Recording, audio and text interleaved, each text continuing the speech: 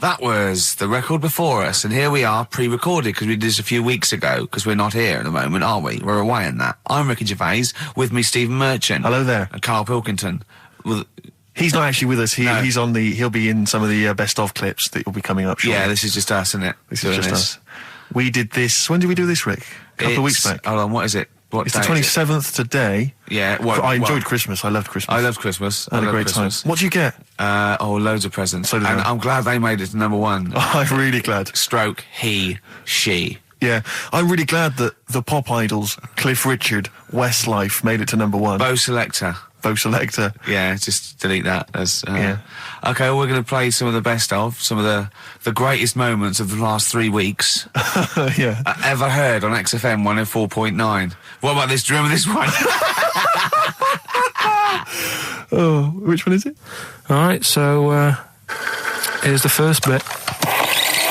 XFM 104.9, Ricky Gervais, Steve Merchant, Karl Pilkington. Tell us about this monkey, Karl. You're going to love this one, Steve, right? So last week we were talking about how, like, a lad left his family because there was problems at home and that. He went and lived in the wood. He got airy, right? No. Leave it there, Rick. We haven't got time to go into it. Right, so... That's what happened. And that's what happened. He lived with the monkeys. He went airy. That's what happened. Looked into some other stuff about, like, airy kids and all that.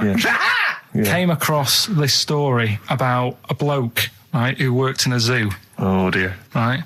So... Trouble's brewing. Loving his job and that, but it's quite a lonely sort of job because you don't see many people. You're just dealing with animals all the time, right? So anyway, he gets a bit pally with a monkey because it's the closest thing to a human. What, that ape is? Right. Yeah, but you can't really go that close to apes. It's dangerous. What do you mean? What type was it? Do you Just mean let him tell the story. Was it a chimpanzee? I reckon it was a chimp, yeah. Yeah, it was you a don't chimp. even know, so it was that's a an chimp. ape. It was a chimp. Yeah, but it doesn't matter, does it? So he It's gets the story. pally with him. Right, so he gets pally with him. What, do they go on holiday together? Well, no, I mean, it starts On the off pool together. just checking each other out and, probably sharing lunch and that together. Yeah. Right? Anyway, this goes on for a while. They're getting on well on that. And then after a while, right, the monkey starts sort of imitating him a bit more and sort of walking upright. Oh, God. Yeah. Right? So he thinks, oh, that's a bit weird. Anyway, they get on really better and what have you. So he thinks he could live at home with me, this. Yeah. Because we're getting on the storm. Yeah. Right? So he takes him home and before Is this the beginning of Beneath the Planet of the Apes? I think it is. I think you've seen this on video. I'm worried, because he's already imitating him when they're moving in together. I'm thinking it's maybe a bit like Single White Female. Single White Zookeeper. Oh, brilliant. Right, so anyway, so he's moving in and it's getting used to sort of the normal human life. He's having a cup of tea in the morning. Yeah, PG tips. He finishes the day off with a... Oh, dear. Finishes the day off with what? He doesn't have to move a piano at one point, does he? He finishes the day off with a little brandy? Yeah. What, he pours himself one. Is he wearing a smoking jacket? Yeah, I'll tell you what, Carl, you're a maniac, mate. No, this is why it attracted me. It's amazing, right? So he's having his brandy and that, loving his life. Next thing you know, he sort of... I don't know if he loses it or he gets shaved, but the top half of his body is hairless. Right, apart from his head. Right, so he's got a nice. So it's the opposite of the kid. Well, yeah, this is what I'm saying. That would happen. Right. Well, hang on, but so you don't know if he's shaved or if it's How did it say?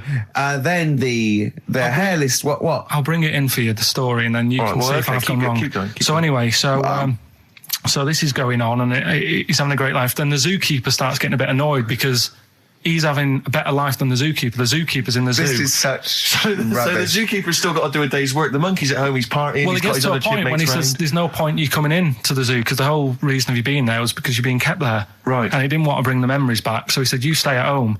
So you're talking such... Just let him finish. God, I don't know if I can sit here and listen to this drivel. I'm fascinated. It's nearly over anyway, right? It sounds extraordinary, Carl. So he's walking upright, he's having a tea in the morning, finishing the day off with brandy. Gets a bit out of hand, only tries it on with the zookeeper's wife.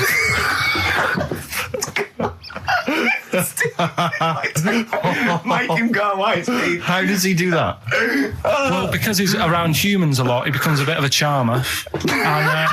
And, but what is it that he could do to seduce her? Pick fleas out of her? he didn't say. He was built. Yeah, he is well known. So what about that?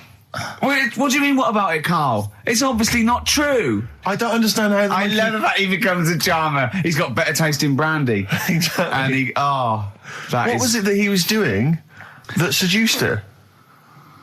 I don't know. I thought maybe because he was at home more than the zookeeper was. But what would he be doing, Carl? He's not going to be talking with her. They're not going to be playing like Trivia Pursuit. Maybe she liked the silent type. He didn't go into that. He just said that's when the trouble started. Carl, play a record. Right. Is that what Suzanne did when she brought you in? Ricky Gervais, Steve Merchant, and Karl Pilkington. Not done a lot. Maybe you should earn your money as you get to Mondays off for this 2 hours of nonsense. What are you on about? I've done loads of stuff. Yeah. Well, same old. Yeah. Let's have something new, something fresh. Well, I've been looking around, right, on the internet for stuff. Yeah. On the internet. Yeah. Your Bible, where you get all your information about the world and the universe and morality from. And you know, like how I always say to you, I don't really read that much of it. I just read the headline. Perfect. Right? Yeah. Anna Nova have sort of nicked that idea to grab you. Nicked what idea? Well, to sort of get to the meat straight away at the top. Do you know what I mean? The headline to the story and everything. What? Right, these are But stories. the headlines already existed. That was why you thought that was going to Not like this, though. All right. Headline. Well, these are all headlines, right? Vibrating shoes could stop elderly falling. Do you know what I mean? Oh, God. You don't need... Vibrating shoes could stop elderly falling. Yeah, that's the story. You don't need to read on. That's what I'm saying. Well, right? could you read on anyway? Can't be bothered.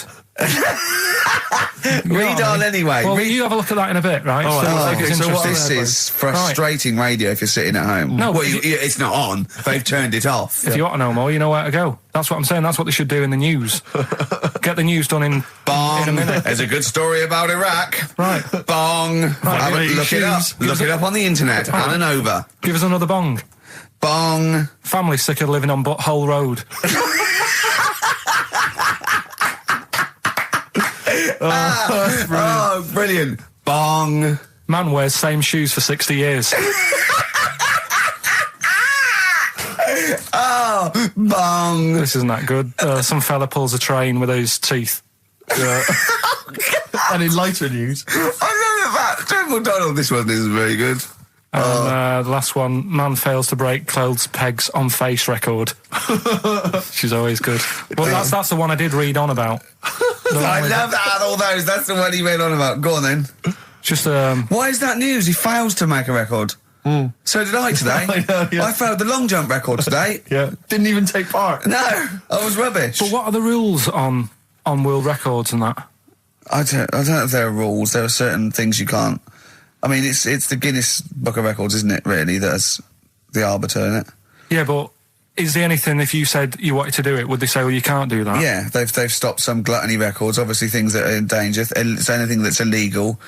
Yeah, anything that's immoral. Yeah, like that American serial killer that just got discovered. Yeah. Having killed 47 women. I don't think he can make that into the Guinness Book of Records. No, because people would be trying to beat it, won't they?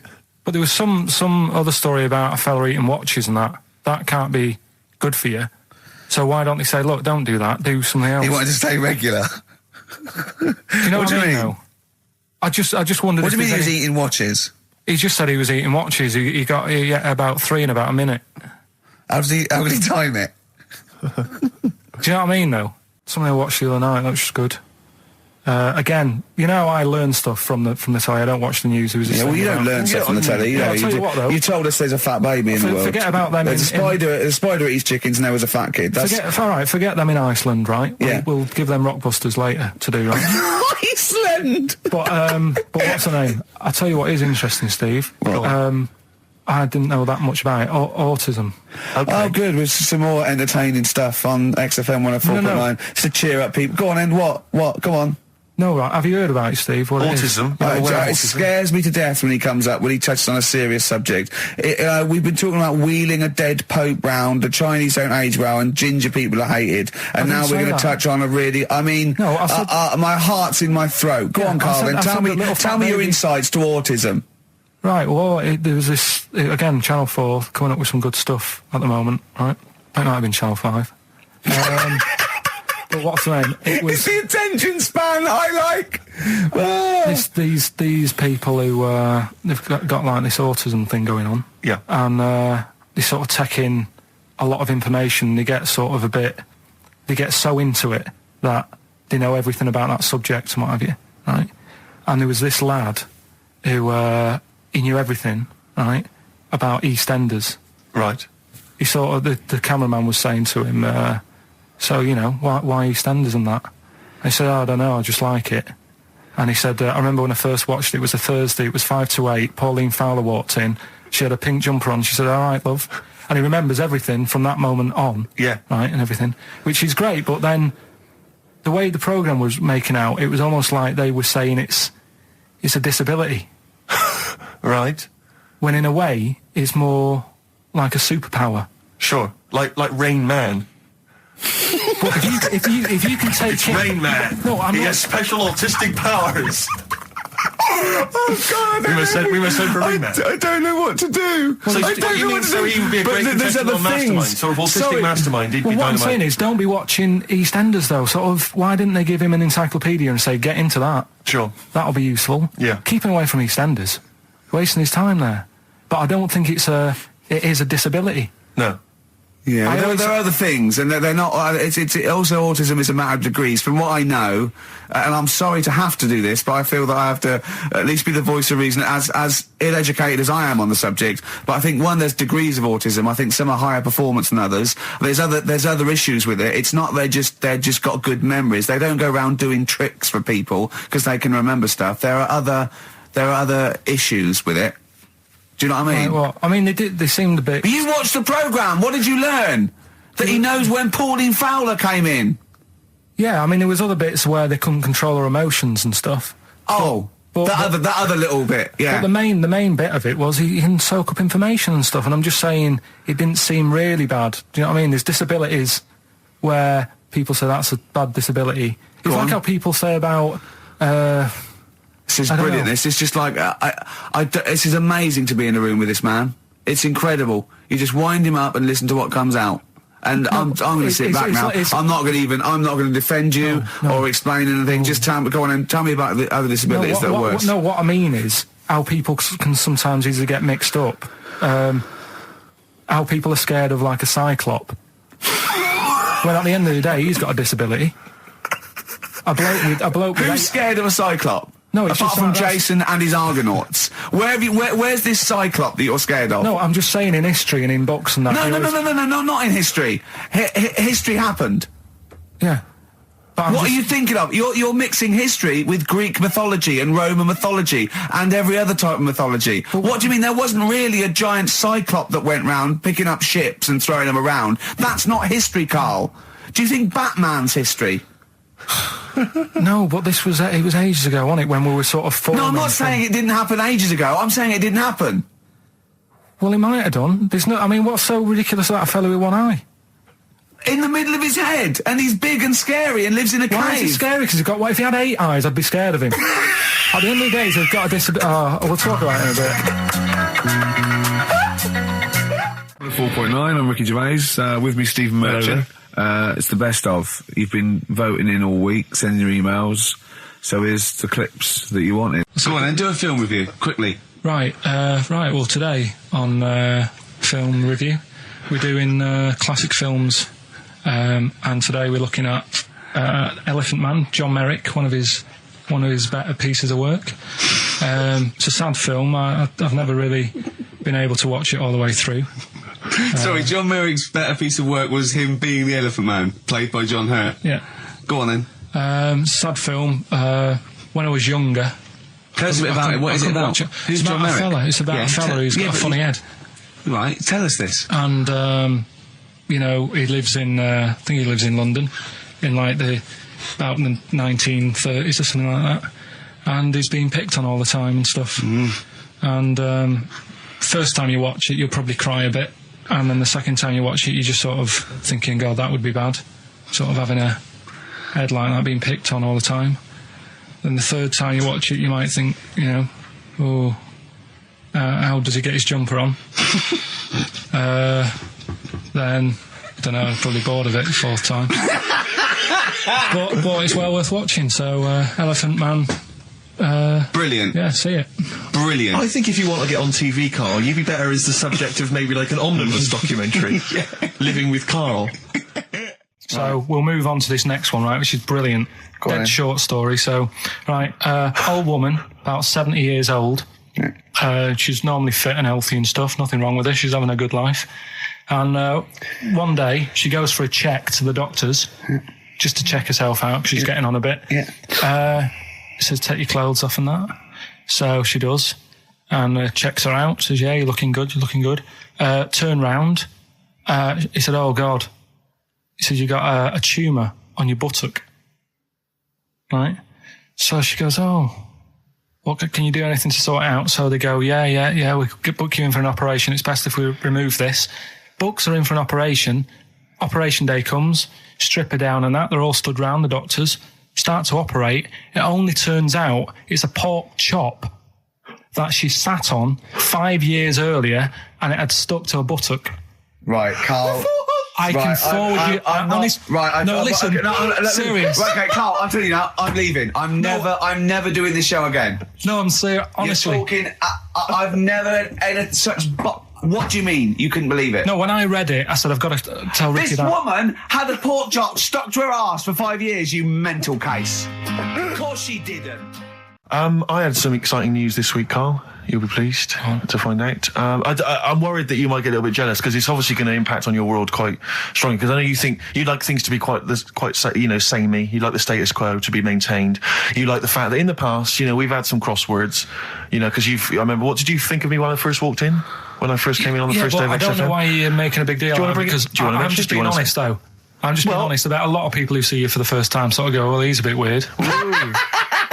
I don't know, Steve, that you brought it up, and then you're again. But I'm sure that wasn't what he said before. No, did he say before? Well, he's a bit weird. Yeah, well, he looked at you, and I knew. I could see by the look on his face. You know when you know your kid, and your kid's sort of scared of something, and they go, "Why's your kid?" He goes, "Oh, he doesn't like pigeons or spiders." Right. It was like that when I saw Carl, and I brought you in, and I went, "What do you think of that, Carl?" I could see the look on his face that he was disturbed. Sure. And then, as he said, you get used to it, don't you? Yeah, you get used to it. And you have changed a little bit. Your hair's a bit smarter now, and you got some nicer glasses and that, I think. Or I might have just got used to it. Whoa, don't bring it up, Steve. Don't look at me like that. So you say that you think some other people in the office thought the same? Do you know that for sure? Carl. Did you discuss it? Carl. Yeah, I think they do, yeah. Okay, leave it there then. But not just in the office, as you walk through the building. Oh, it's worse than you ever thought. Well, no, it's not worse than I ever thought, because as you well know, Ricky Gervais, what did I do on Thursday morning? Oh, is this the thing... For those that perhaps are not of the female persuasion listening, there's a magazine. Apparently it sells quite well. It's one of the sort of female, issues magazines. I think it's called Company Magazine. It's like your sort of, I guess it's a bit like your Moore or your Vanity Fair or whatever. Anyway, they run every year the 50 most eligible bachelors in Great Britain section. Ding dong, hello. Who's in there this year? In the top 50 of the entire country. And then they vote, and they put them in order and see who's the most eligible bachelor. But that's 50 people, right? It always annoys me slightly, because bachelor, it kind of seems like a more sophisticated word for loser. Yeah, doesn't it? Which always sort of unnerves me slightly. And also they try and do a different 50 every year, so they're getting pretty desperate to get different ones. Because also a lot of people who are sort of like successful, are married, so there's very little to... No. There's a huge... I don't know if this is international. It could even be international. I'm not sure, actually. So I could be up there with the likes of Justin Timberlake, etc.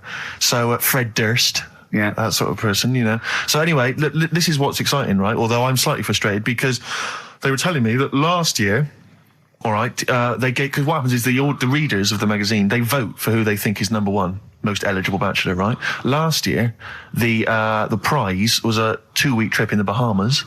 Okay, this year I'm rather annoyed, because all I'm going to win is a moped. That's the prize this year. That's the prize this year, a moped. Whoa! Backtrack. What? Sorry. Last year was a 2-week trip to Bahamas, and this year just a moped. All I'm going to get is a moped. All you're going to win is a moped. Yeah, you got no chance. You've got no chance. Who else is in it? Well, I mean, I don't know lots of people you'd never heard of. I know Duncan from Blue. Dean, so you're second to him at least already. I imagine you're going to come behind the other 49. No, because there'll be people voting for me. They get to vote for me. Yeah, Steve. They'll see my photo and then they can vote for me. Yeah, according to Heat, I was 22nd most sexy man in the world. I better take that helmet back. I would. It's that thing, though, you see. This happened years ago to me, right? When, you get pally with someone and then you wind each other up and then there comes a time when you just go over the line. Yeah. Right? What happened? Well, it was this lad called Anthony, right? Who was my mate. Yeah. And we used to sort of always have a little fight in the toilet and that. Right? Sure. Punch each other. No, I want to wipe it. And the punches, used to get harder. And stuff. And then, so he hit me harder. Turned out into a proper fight. Yeah. I chipped his tooth on the sink. Right? Right. This happened at school, and it was time for assembly, and I thought, and he's in the toilet crying. I thought, go to assembly. There's police in there in the assembly that day telling people about unnecessary violence. And you thought they were there for you? So I'm like, oh no. Anthony's going to come in a minute, like crying with all blood coming from his mouth. I'm going to get arrested. Yeah. Did you go running and sleep? And that was an example of... Yeah. I mean, it kind of happened because I went out with a girl who he fancied. How old are we now? About 8 or 9. I think that's out of order, going out with a mate's girl. Yeah, but she didn't like him. He had, big ears and that. He had no chance. You're such a dick. No, but do you know what I mean? All right, I haven't got the looks like I used to. Sure, when you were 8. But that's before the stress of, having head squoes and that sort of thing. I have aged a lot. Having your head squoze. I love your own grammar. I know, that's the past tense, is it? Squeeze or to have squozed. Oh, he did squoze his head. Yeah. Oh, brilliant. So, what about a bit of Bowie? Bowie? Be my wife. Carl, I'm asking you. I think we can squoze that in. Be my wife, Carl, come on. I'm Ricky Gervais, with me Stephen Merchant and Karl Pilkington, our producer. Right. In inverted commas, heat put. Yeah. They know. How are you doing, all right, Carl? Yeah, didn't they also write something about me bald round head? Yes, perfectly round little bald man head, they said, so... Because you need to know that when you listen to the radio and that. Really matters what my hair's doing.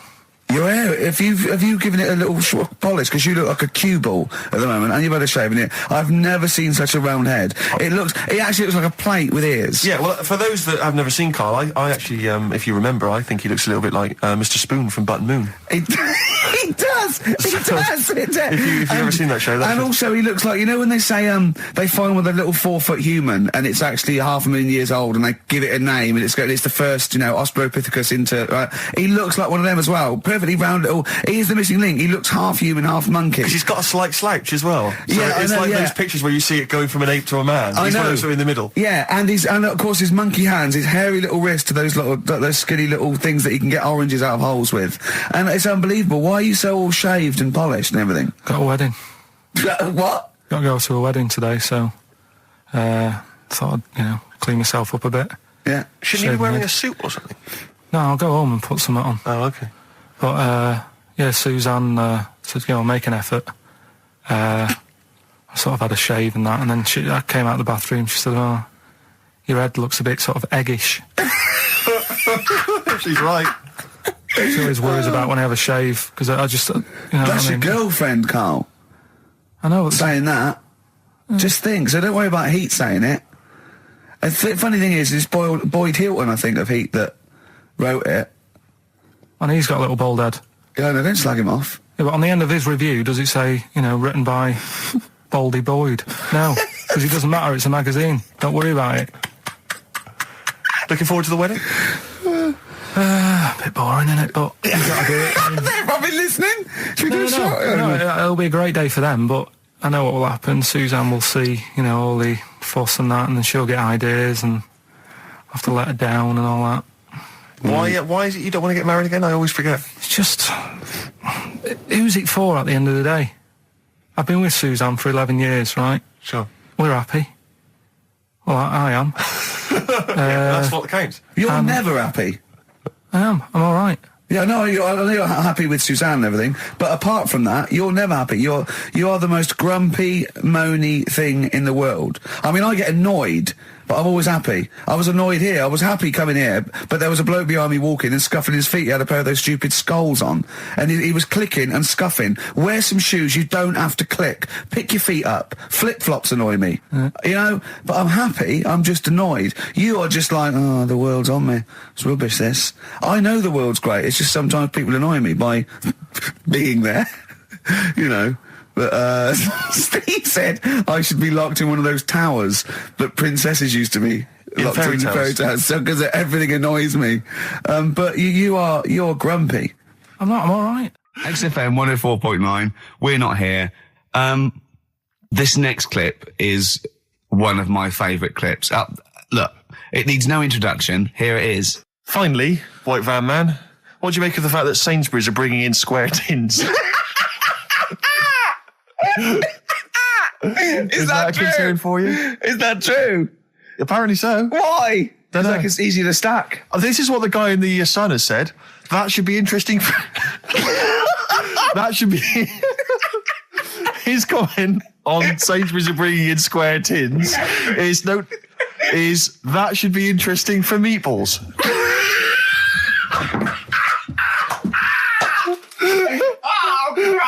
Ricky's just collapsed on the floor. Let's just play a song, Carl. I don't think even you can top that. Cooper Temple Claws. Who needs enemies? Good question, lads. Nobody. This is XFM 104.9. I'm Ricky Gervais. Oh, they should print a little book of those. They're great. Oh, how you can relate any song or artist to anything else. Easy. Joyful. Easy. Well, yeah, so me and Carl went out for a beer, and it was great, wasn't it? Yeah, I enjoyed myself. We started off, good. and you met my mate Robin, didn't you? Yeah. And some of the stories. Do you want to tell Steve some things about Robin that you've done? Do you know him well? Yes. Well, do you know about his worm problem as a kid? Go on. Right. What I can remember is he had worms as a kid. Not sure how you get him. He never answered me. He was getting a bit touchy about it. Right. This is like the second time I met him. I think he was a bit annoyed that Ricky told me about his problem. What now? Now, straight away, you not being there, instinctively, what do you think went on with this story about worms? My suspicion is rather like when you told a group of people that Robin had once suckled milk from a cow's udder. Yeah. Did you mention that as well? Yeah. Yeah. My suspicion is that, like the cow story, the worm story is not true. But why would he get so sort of uppity about it? Well, imagine if that wasn't the first time he'd done it. Imagine if he did that every single time he was with somebody for the first time and Robin was just met them. He will tell that story to anyone. But they do say there's no smoke without fire. Robin.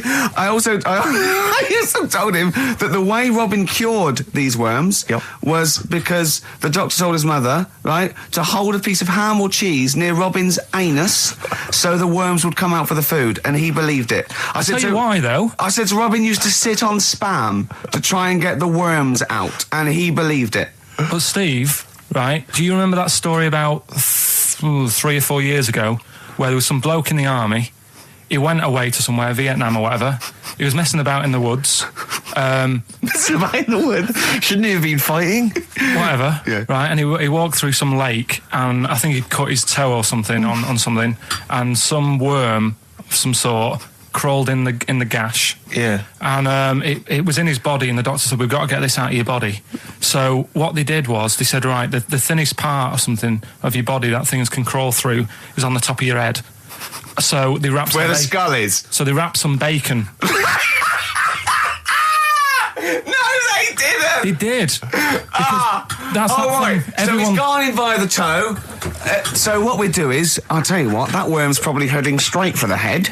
We'll put a bit of bacon on it. The thinnest part of the body is the skull. Of course, it's not the thinnest part of the body. It's where your brain case is, isn't it? It's the skull. There was a reason for it. And it was like they stuck some bacon on his head. And as ever, the vital piece of information, i.e. the reason, Carl seems to have forgotten. Because the worm was in his body, and they said everyone likes to smell of bacon. including worms. Even a Vietnamese lake worm. They love bacon. Remember last week when I said about the little fella with the bone with no brain, and you were proved wrong? No. We were saying it wasn't a little fella. We were saying it was a stillborn child. It wasn't a little fella. You're changing it now. You weren't having any of it last week. Right, hang on a minute. I'm getting confused. There was a Vietnamese snake that went inside of a soldier. A little, like, maggot or some sort that you have to get out of your body because it causes problems. Yes, and so in order to get it out of the body, they strapped bacon to his head. Yeah. That is great. This doctor. And did that work? I think so. They had a picture of him smiling. Oh, God, what, the worm or the bloke? The bloke. Oh, dear. Honestly, I hope someone knows the story. And it was about 3 years ago, I reckon. Okay. And, it did work. G.I. Bacon. So this is why the worm burrowed out of his head to get the bacon? Get to the bacon. Right. That's great. So this is why when Robin was telling his story, I was a little bit disappointed if it wasn't true. Right. Because in a way, Robin's never been to Vietnam. No, but what do you really think that Robin? Well, as Robin said at the time, Carl, why would I sit on ham then tell Ricky Gervais? It's a very good point. Because if he was a kid, you do daft things like that as a kid. Right. It's the telling Ricky Gervais though. Yeah. And then, bless him. Okay. And then anyway, Robin left, and I tried to chase him, but he got away. He knows that and then we had a few pints, and then Carl embarked on some of the greatest stories ever told. Can you tell the story about your dad? Let me run it by. I haven't spoke to him all week, so let me run it by him. Okay, play record. Because, What we got? We've got one of Steve's... Yeah, well, bizarrely enough, this comes from the Teachers 2 soundtrack, the soundtrack to the current TV series. There's a slight whiff of nepotism in the air. Yeah. Rick, would you like to explain why? Well, that's why you're doing it. My girlfriend worked on it. But you were going to play this anyway, weren't you? Well, I was, actually. Bizarrely enough, I was going to play some I Am Clute, and this is from, as I say, the Teachers soundtrack. This is called To You. It's a good track. That's I Am Clute, a track called To You from the Teachers soundtrack. That's also got, I noticed, the Electric Soft Parade, The Hives, Star Sailor, Feeder, Turin Breaks, Mercury Rev on there. It's a good little collection. Lovely. Carl has just had confirmation. He's looking smug because someone phoned up and went, it is true, it's a Laogai chi worm and you wrap bacon around your head. That's all the bloke knew as well. Yeah. And his name was Gary. Yeah. So I'm not having it. No. And he said, see, that's why the Robin thing isn't so weird. He said, but when you said he tried it with cheese, he said I was having none of it. He's got standards. Strokes, hard to explain. Like Carl, really? Yes, yes. So, Carl, concentrate. Yeah, go on. So, we'll leave the worm with the bacon wrapped around the head, shall we? Well, if you're ever caught in the jungle... Yeah, always carry some... bit of Danish. Good advice. Lovely. Eminem, Sing for the Moment, on XFM, 104.9, I'm Ricky Gervais. With me, Steve Merchant, with 5 little hamburgers. Got 5 burgers here, yep. And so I don't know, how should we begin, Carl? Do you want to just look at the size of these burgers? Look, they can see it on webcam, can't they? They can see us stuffing these burgers into your mouth. And I'm filming this, Steve. Look, brilliant. Look, I've got a camcorder. Yeah. We'll put this on unseen footage on a DVD or something. Or maybe on the website. On the Oh, Carl, what if you break the record? Okay, Carl, I'm coming round now to just monitor this and adjudicate. What's the web? If we want to see this on the webcam, what is it? xfm.co.uk. Right, okay. Hold on. Can I, Steve, I'm not being that? funny. I'm not being funny, right? But I think I have got like a bit of a wheat thing. You've got a bit of a what? A wheat allergy thing. Don't give me that. No, seriously, my head's... I've been eating a lot of shredded wheat recently. And my head's got a bit bigger. Carl, I don't think you can let us down now, mate. So you just got to put that first. No, I can't put that like that in my mouth on its with. I've got to break it up. I've got to break it up. You can't break it up. Can't break it up. It doesn't say you can't on the rule thing. It does. It doesn't. I can't look. I physically can't. Try it. I can't look. I'd have to be Jay Goody to get it. Seriously, look. Oh. Try it. Yeah, I know, but you're not approaching it right. That's it. Come on. That's all I'm doing. Oh, God, he's not going to do one. Keep going. That's good work. Keep going. Keep pushing. Keep pushing. Get one in at least. Ease it. Get one in at least. Get one in. Ease it in. Get one in. Push it. That's one. Let's go for another one. I reckon you've got to rip it up a bit. Okay, do that then. See how many you can get in. You've got to get in 2. No, just one. No. Well, it's don't pack it in. What do you do? Pack your cheeks first. Honestly, Steve, my head is swelling a bit because I have got a wheat allergy. That'd be good, then there'd be more room. Right, okay, look, Carl is now just sticking it in his cheek. Yeah. Don't eat any. You can't swallow any. It's like a hamster, you gotta work it like a hamster. Yeah, stick it in. Come on. He looks like Marlon Brando in The Godfather. Come on. Don't lose any yet. Right. Pack it in, then use your fingers to pack it in. Come on! Wedge it in. Like you're grating the bath. I can't do this either. Keep going. Keep going, don't give up so early. This is part of the problem. You just give up, Carl, too quickly. You failed again. It's like your history O level. Come on, Carl. Come on. Do something well. Succeed at something. Push it in. You've got nearly a half a burger there. Oh, I'll come round there. You're chewing. Don't chew. I've got a bit of food. I don't know what he said, but... Is that a whole one? No, it's not. I can see bits left. Come on, Carl. Come on, keep working at it. We keep working at it. But there's so much space in your mouth, I can see it. He's going red. Okay, we'll do another one. We'll do another one. That one then. We're doing a... Oh, are you alright? Are you going to be sick? Are you alright? Alright. Oh God, should we play a record? He's making my eyes water now. Okay, I'll find a different one for you. Find a different one for you. What about most grapes eaten in 3 minutes? I'll go. Do you want to do that? Grapes are easy, aren't they? That's easy. Great. Come on, grapes are easy. Come on, don't make him laugh. He's choking. He's choking. Oh, Carl. Quick! Keep going, Carl. Come on! What happened? Did he just throw up? No! Don't make him laugh! Oh, come on! We can make wine. Come on, Carl. You're doing so well, mate. I want to go. Come on. Only. Why are you making him laugh? That was a world record attempt. Come on. He's over. Keep going. Come on. You got 25 seconds. Come on. Oh, I think that was a shame actually because you were doing well, but something went wrong. I know, and I think those are bigger grapes than the ones I've seen before. They're quite big grapes. Look at his face. He looks so despondent. Come on, Carl. 8 seconds. Just a few more. 5. Come on. What's the matter? 2, 1. It's all over, Carl. It's all over. We better count how many you did. You can get good at this. We can get good at this over the weeks. I think that was a fairly pitiful attempt, actually. I really thought you had a... It's interesting, actually. These are harder records than you might think. Yeah, I know. 6, 8, 10. How do you feel after that record-breaking attempt? Not happy with that. What are you not happy about? The fella who did it, was he in hospital and just had loads of grapes? I was bored. I'm sure he wasn't producing a radio programme, that's for sure. Well, to be fair, neither are you. What was tricky about it? What did you find hard? I think having Ricky standing over me, sort of shouting, "Go on!" isn't normal. No. But that wasn't... He hasn't eaten any! Hold on, that's 50 left. That's quite a poor attempt then, by the seam of it. Would you think about trying to maybe do that again in a couple of weeks? Would you do some practice and try that again? No, leave it for the experts. And I noticed a tricky point. Maybe sort of when you had about 50 seconds to go, you seemed to be spewing things into the bin. What was that? Again, mainly Ricky standing over me. So 88. He's got 88 left. Okay, so what's the mental arithmetic there? Because we put how many in? It was 150 in the thing, wasn't it?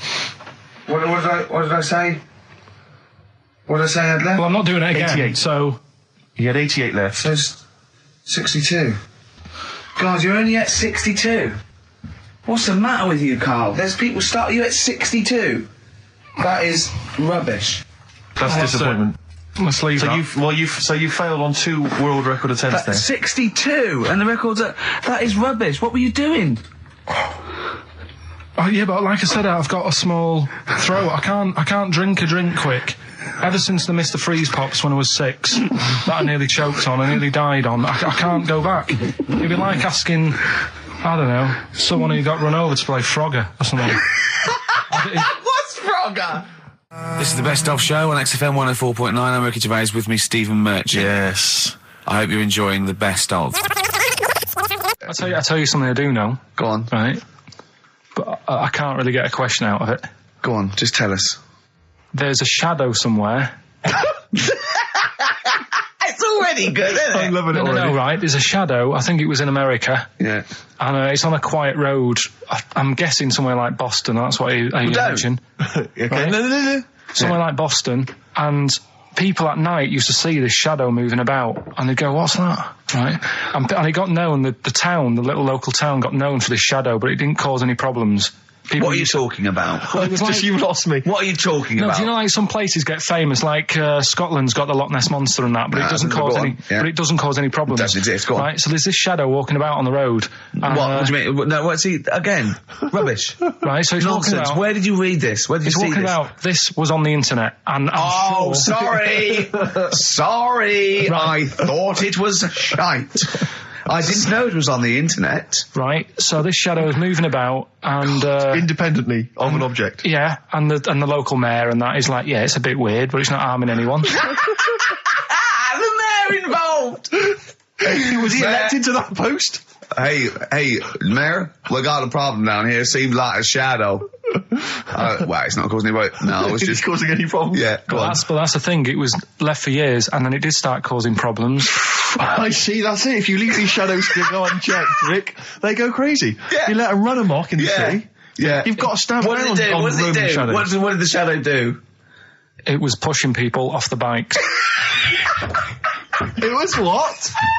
It was pushing people off the bikes. I'll find out more for that next week. Right, that'll tease them. Oh, you're a maniac! We'll do more on that. We haven't had time for educating. Please never have children. Right, listen. Just promise me now you'll never have kids. Like when you're born, you're a little baby, wrinkly and stuff. When you get older, you sort of morph into a baby again. And you go through the same phases. So when you're young, you buy singles. You get old, you got nothing to do all day. You got all your pension money. What will I buy? Cliff Richard's on the telly. Here's my video, buy me song. You see, that started off as quite a sensible point, because I actually think they do it. But what was all that alien stuff about when you're born, you go wrinkly and you go wrinkly again? So sometimes you mix like normal things that human beings say with I don't know what. Well, look, when you're a baby, you've got a little bald head, no teeth. You get old. What happens? Are you a philosopher? You're an official philosopher. Because, I mean, it sounds like it. Oh, Carl, play a record. You're a gem. You're a diamond. Oh, chimpanzee, that monkey news. Right. There's this monkey, right? Yeah. And it had been, do you know you hear about monkeys being badly treated and stuff like that? Yeah. So, anyway, it goes into this home. It's 14, this monkey. It's called Matty, right? Goes into this home where it's looked after. What do you mean home? Just like just a little monkey home, right? Okay, so zoo. Yeah, kind of, yeah, but they haven't got any other monkeys there, right? What have they got there? They've got just other animals and that, but not that many monkeys. But anyway, because he's there on his own, again, you know... When you say monkey, do you mean a chimpanzee, by the way? Because you usually do. Yeah. I can't believe that journalist thought this was scripted. Amazing. So anyway, yeah. So it gets sort of pally with the people working there and that, and it's smoking fags, it's having a drink at night and all this, right? What do you mean it's having a drink at night? How? It's all here, Steve. I mean, we haven't really got time, but Don't say it's all here like it's proof. You've got another stupid story that someone has put onto the internet. Someone sitting at home in their bedroom has put onto the internet. So it's having a fag, it's drinking a lovely glass of Bang Rock Station. Yeah, the wine that's perfect for a barbecue. Yeah. Anyway, it's loving life. It's forgetting about its past and everything, right?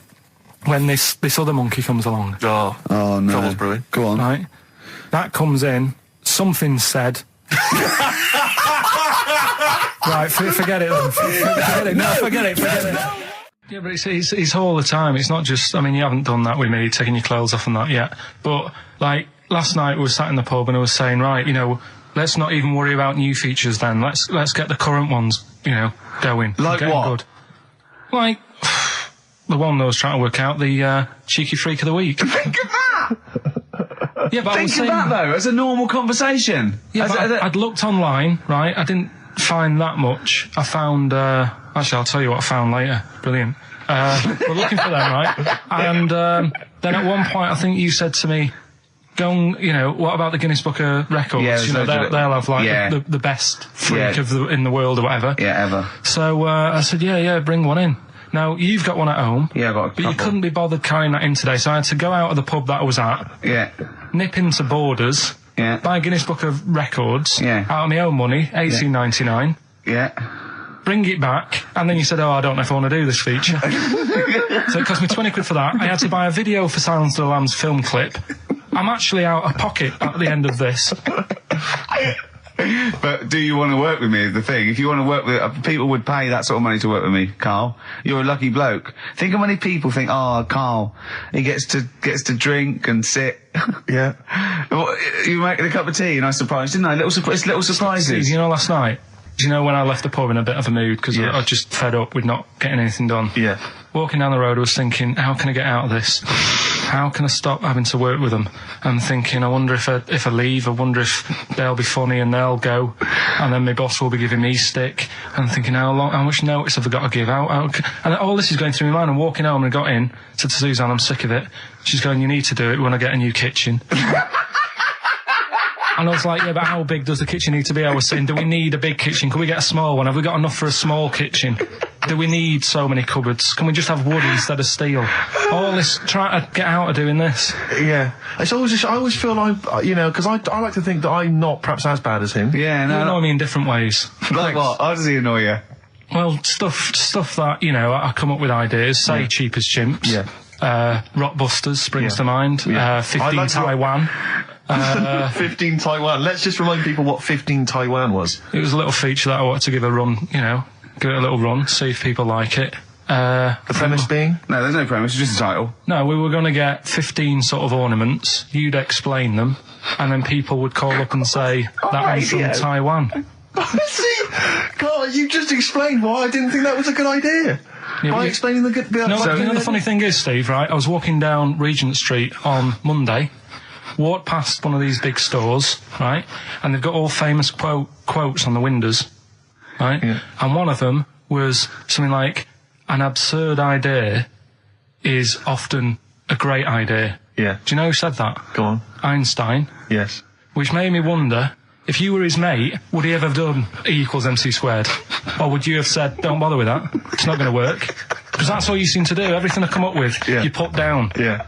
Well, that's one thing. He's negative, right? I don't know why. I don't know why he is. What else? He messes me about. I get him concert tickets for stuff, and you say, I didn't bother going. Yeah.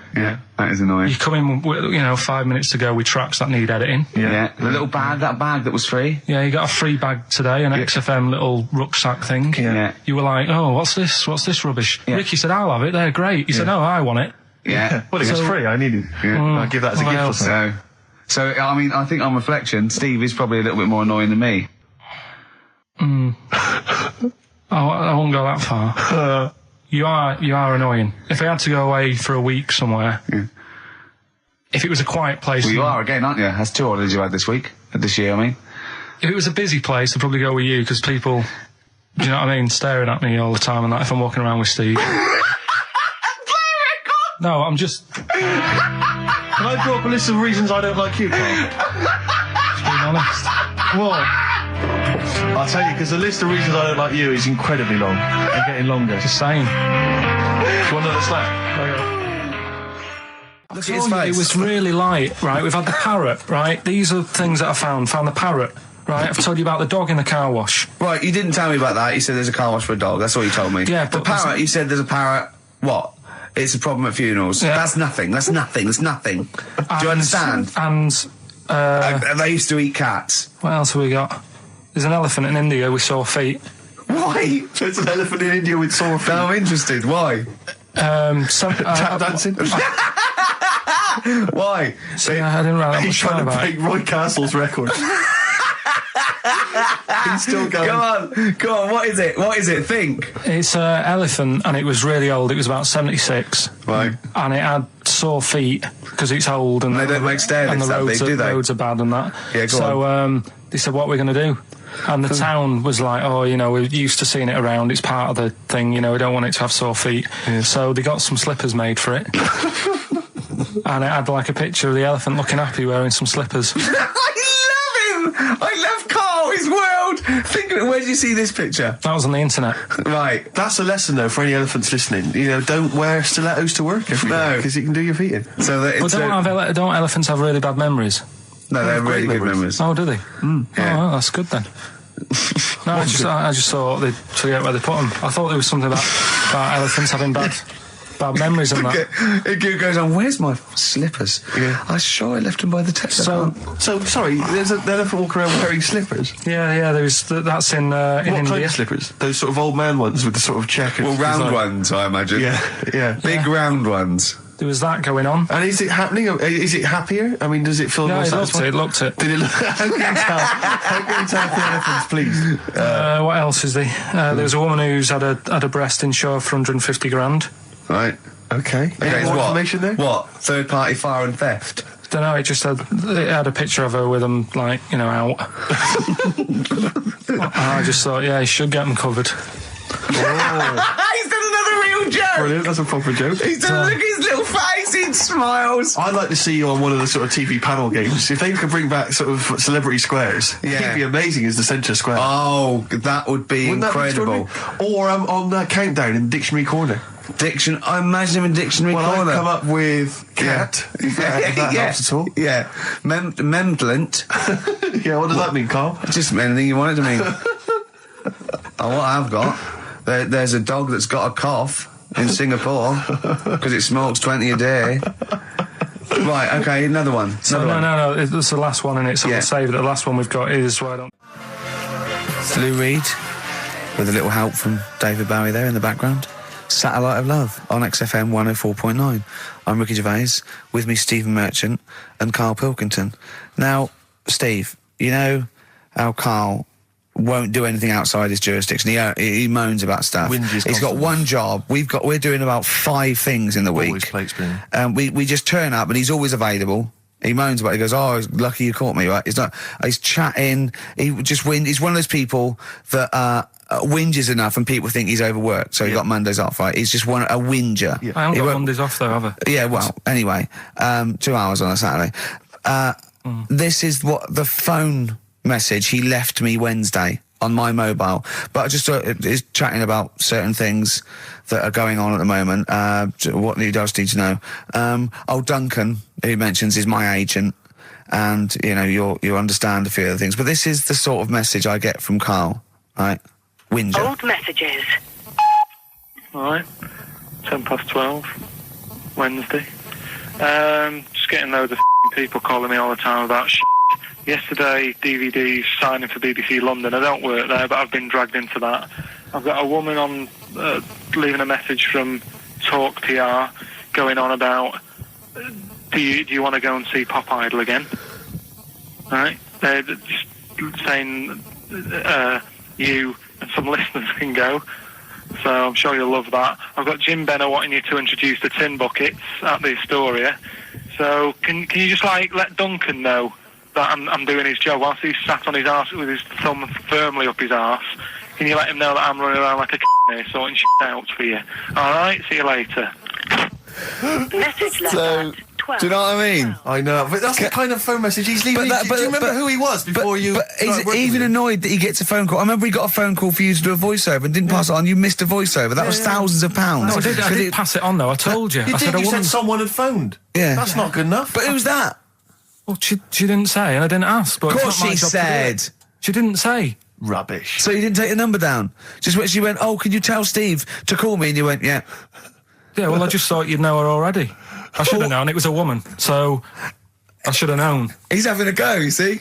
Unbelievable. I don't know how it's come back on me. You're the one who was picking on it. Yeah, exactly. I'm saying. I'm defending. Why is he having a go at you? He never picks on Ricky because he knows you are his bread and butter.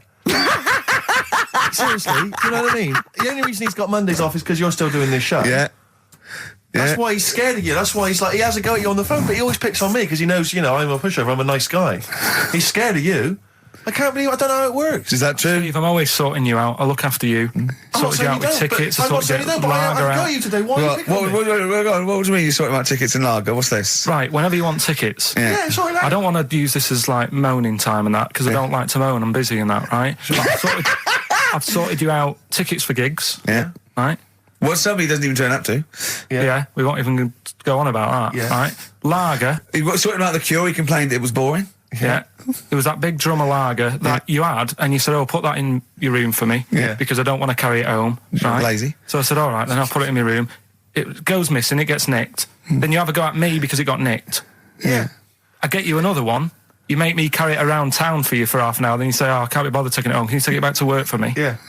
But interestingly, this is like a year ago, so it's obviously still pressing on you. Oh, hang on, and I forgot the one when we had an argument over 50p. When we went out for a coffee. You didn't want to give me 50p back that you owed me.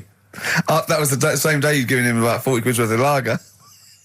But see, this is my problem. This was my point at the time. It's not the 50p in terms of money is not what's important. The fact that you think you don't have to give me money back because it's only 50p, that was the point at stake. It's me who makes a decision. Oh, don't worry about the 50p, not you. It's only 50p. I'm not going to give it to you. Do you know what I mean? There's got to be rules, otherwise it's chaos, Carl. Come on, mate. All right? I don't want to fall out about it. No, that's not all right. Should we kiss and make up? Do you want that? Do you want to do It's that? all right. Yeah. Well, should we play a little record and come back to this? Because I can't believe it started with you slagging him off, Rick, and I've ended up as the monster. I know. Bit of R.E.M. Yeah. Out of Time by Blur. Luckily, we're not out of time. Got another hour and 25 to go. So it's not over yet on XFM 104.9. I'm Ricky Gervais, with me Steve Merchant and Karl Pilkington. We've had quite a lot of emails, as ever, Rick. I should just say, because we're very lazy. It's a much listened to show. We're very lazy people, and we rarely reply or read out the emails, but we do. I never read the emails. Absolutely so never I read them. rely, if I haven't replied to them, or my mail, Steve opens my mail and reads my emails. So if I haven't replied, it's just because he hasn't passed it on to me. Yeah. Okay. But I haven't passed it on to you because I know you'll never reply. Sure. So, I'm just cutting out that. But I just want to say thanks for the emails. We do read some of them, and we do appreciate the fact people send in jokes. I appreciate it. I love it. We've had to do anything towards it. Sure, we had an email from Jack. He just said he missed the last 2 weeks' shows. Has he missed anything? Not really. No, it's the same stuff. Same old I think last week Carl was having a go at Chinese people not aging well. He had a go at the gays, and he came up with a ludicrous story about a monkey that was impossible. So I don't think Jack's missed much. Go on. We've just had an email from the Pringles people. Oh, right. Good, because it's finally started to happen. I hear these stories about people getting given cars and Armani suits and trips abroad, and we haven't had no, but finally people are starting to, realise what we're doing, our impact on society, and we've got a whole box of Pringles sent to us. Not on those little tubes, the proper tubes, the foot-long tubes. Yeah. So...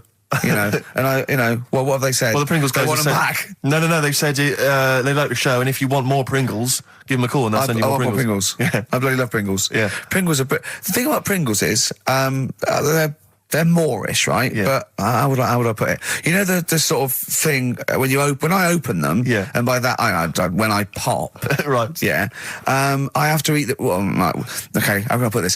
When I pop, I can't stop. What do you mean? I don't. Well, when I pop them open, I can't stop eating them. Right, when you pop, you can't stop. Yeah. I think that's because of the chemicals. I think that might be the reason. But they're good chemicals. They're good chemicals. They're the best chemicals. Pringle chemicals. They're not bad chemicals. Lovely. Like using chemical warfare. Yes, I want some more Pringles. Bob Dylan, It's All Over Now, Baby Blue from 1960 something. Bit of trivia for you, Steve. Go on. That is the last record we ever played on the old XFM before we were fired. I bet that was a moving moment for about 8 people. I just thought of something. You know that thing we did about, they said that we just cared about the money, selling it to America? Yeah. If we cared about money, would we be here now? Do you know what I mean? I know. I think this proves that we don't do things for the money. Exactly. Jesus. All right, Carl? A couple of emails. Monkey Matt's emailed us. Who? Monkey Matt. Oh, Matty, yeah, go on. Yeah. He says... How's the Monster? He's all right. He says, Carl has missed a cracking headline from The Sport. Hide-and-seek champion found dead in cupboard. That's good. I hope it's real. I don't know if it is. I doubt it. Feeder. Do you know what? I'm annoyed at now, right? We've got another ad break coming up. How many ad breaks have we had in this show? I know. Carl, how many ad breaks have we had in this show? It's about 3 an hour, 3 or 4 an hour. 3 or 4 an hour, so about 3 minutes. So 20 minutes. 20 minutes is wasted on shite. I mean, apart from the stuff we talk about. Well, it's funny you should say that, because someone said to me last week that they felt that there were more adverts now on the show than there used to be. Are there more adverts Rick, in the show? I think, just checking some of the emails, I think that's because people are requesting them. They find them more entertaining than what we're giving them. But can't we sort this out? Don't go on about it. No, can't we though? Why can't we have less? Why have we got so many? Is it what happens, doesn't it? Well, no. You can't listen to radio in after every record. It's bad enough trying to keep them listening with the rubbish we come out with. Yeah, we've got Rockbusters here. Let's get them back. Right? Don't steal our son, please, lads. Thrills on XFM 104.9. I'm Ricky Gervais. With me, Steve Merchant and Karl Pilkington. Yeah. Little Carly Pilkington, little baldy mank, whinging little twat. How are you? Yeah, all right, yeah. What are you doing? Happy? Feeling a bit happier today? You look as full of spunk, as they say in America. Yeah, I'm all right. Just a bit of a miserable day, though, isn't it? Yeah. A bit miserable. Yeah. Walking in today, right? Do you know I walked through, like, the sort of the gay district of London and that? Right. You don't walk, you mince, don't you? Oh, just walking through on the way to work, and I'm always interested in their little shops and stuff that they have, right? Loads of their little shops. That's don't be ashamed of. If you want to go in and buy something, go in and buy something. I'm just having a look at, looking in the windows and stuff. Little postcard just near the entrance. Yeah. That's meant to tease people in, to make people go, that sounds good, I'll nip in, right? Little postcard, free butt plugs with every sale. That's great. How did we get from 5p off milk to free butt plugs with every sale? Wow. What's society come to? Well, it's because we're liberated, Rick. Yeah. It's an open society. What did you buy to get them? You didn't buy... No, I didn't. But what's the purpose? What, of the poster or of butt plugs? Butt plugs, because I really honestly You don't... shove them up your arse, don't you? Whoa, slow down, bum. Shove them up your bum. Yeah. But when? Is that just like when you're doing whatever, doing stuff around the house? Or? I think it's not to keep things out. Is it like you would use a plug in the sink to keep, the water in the sink? Oh, if you're not gay. Get that? Oh, yeah. No, I know what you mean, yeah. I don't know. No entry. What is it? I mean, I don't understand what that's I don't know. I assume it either feels good or are they... well, I've got to be careful here. Or are they sort of like breaking it in? Right, yeah. Do you know what I mean? Like it's like a shoehorn. Sure. or It's like when you stick paper in your shoes if they're a bit tight. Or those people who sort of like put little bits of wood in their lips, and then as soon they've got big plates in their lips. Yeah. Same with the butt plug. It means you can, you're ready for anything. I don't know, do I? Carl's face. Well, if you know what butt plugs are used for, then why not get in touch? Ricky.Gervais@xfm.co.uk. What do you think? If there's any... I can't believe we're already on this subject. I know. It's 1:05 and we're I was going to say then, if there's any people who use butt plugs, and I was thinking that Karl would have said, well, they're not up yet. Yeah. Because they go out late. No, but what is it? We're award-winning people. We've written a TV Not on show. radio, though. Not on radio. We're rubbish on radio. I know, We've got nothing to lose. But I always say to you, Steve, that I like educating people and that. Now, the way I see it is I didn't know what they were. Let's phone to go. Someone might know about butt plugs. All right, we'll get No, get them on. Get them on. Ask them. No, because they might say something dodgy. Oh! Yeah, whereas, what have we just been doing? Just take a chance. Take a chance and tell them not to swear. Well, you tell them. Okay. Right, Steve, I haven't got my headphones on. Hello, who's that? Hold on. Who, sorry? Nicholas. Nicholas, hello, mate. You're not going to swear, are you?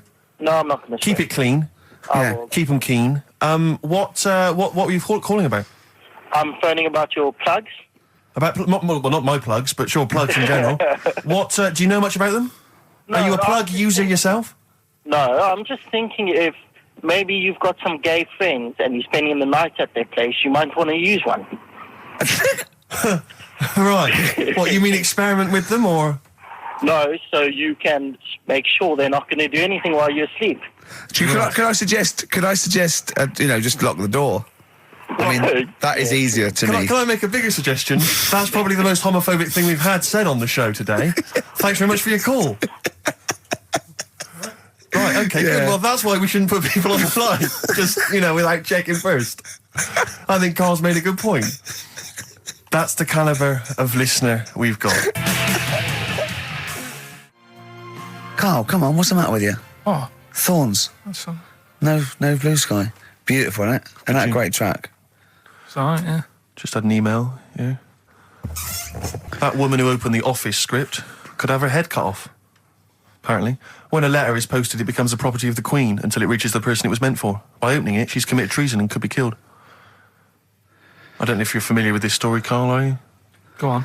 Apparently, some copies of the Office Christmas specials, scripts, got sent to the wrong address, some woman, and I mean, I don't know what you do in that situation. Normally, if I get mail that's not addressed to me, I just give it to the postman or put it back in the postbox. Radio 1 tried to speak to her, but apparently she's got a gagging order, which makes us think that she sold it to the Sunday. So we'll read it.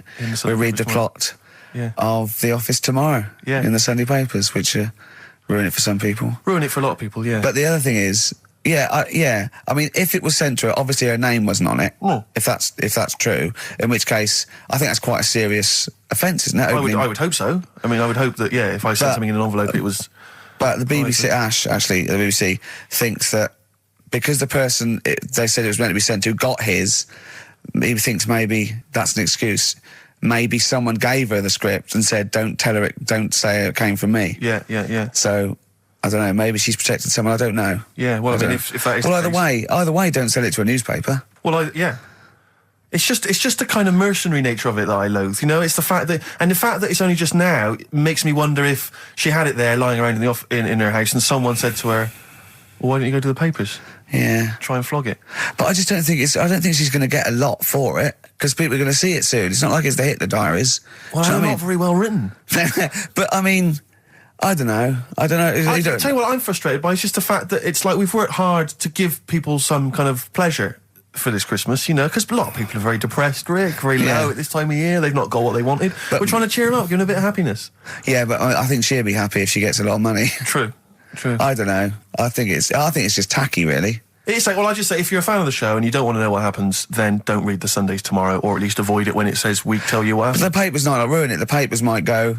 We've got them, but we're not going to ruin it for people. Well, That'd be a nice gesture. Ideal. But I don't know. All I can say is it's a good job that I send out the prizes. Because that Michael Palin around the world in 80 days will be going to the person who won it. Yeah. And if someone else receives it, they better not try and, do you know what I mean, keep it. It should go to the winner. Yeah, exactly. That is a very good point. So... Be warned. Don't open things that weren't addressed to you. Yeah. Pandora's box.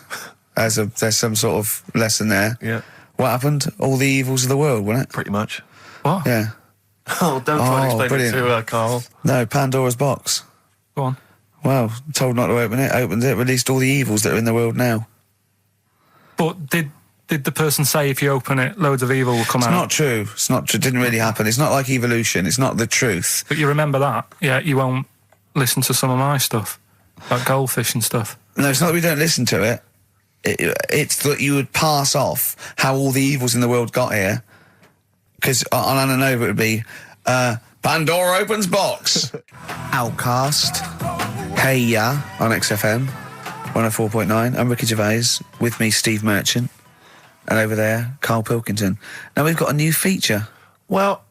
I don't know if it should become a feature every week, Rick. I'm not sure it's got legs for that. But maybe in the absence of Rockbusters.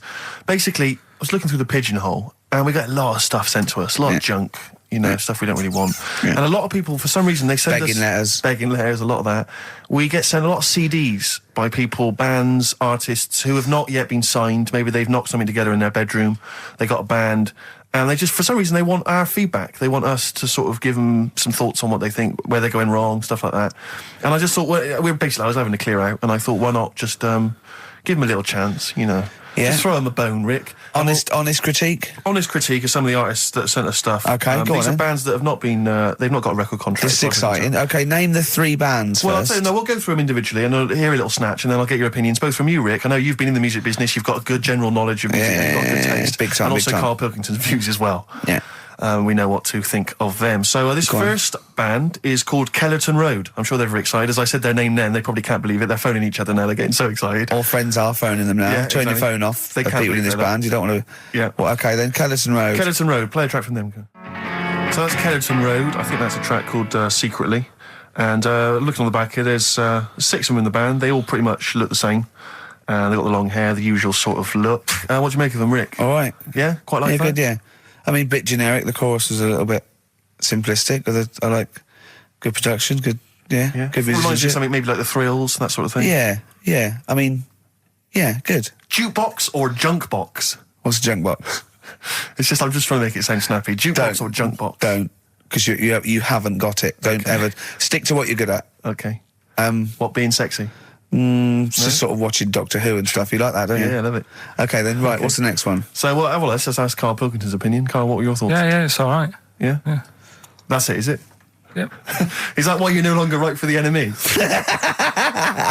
Go on. So what's this next one you've got for us then, Karl? Toffee. Toffee. It's called Born Depressed. Oh dear. Brilliant. Is it about you? There we go, I Toffee. quite like that. Yeah? That's sort of a bit glammy, bit underground. Yeah. What do you make of the name, Toffee?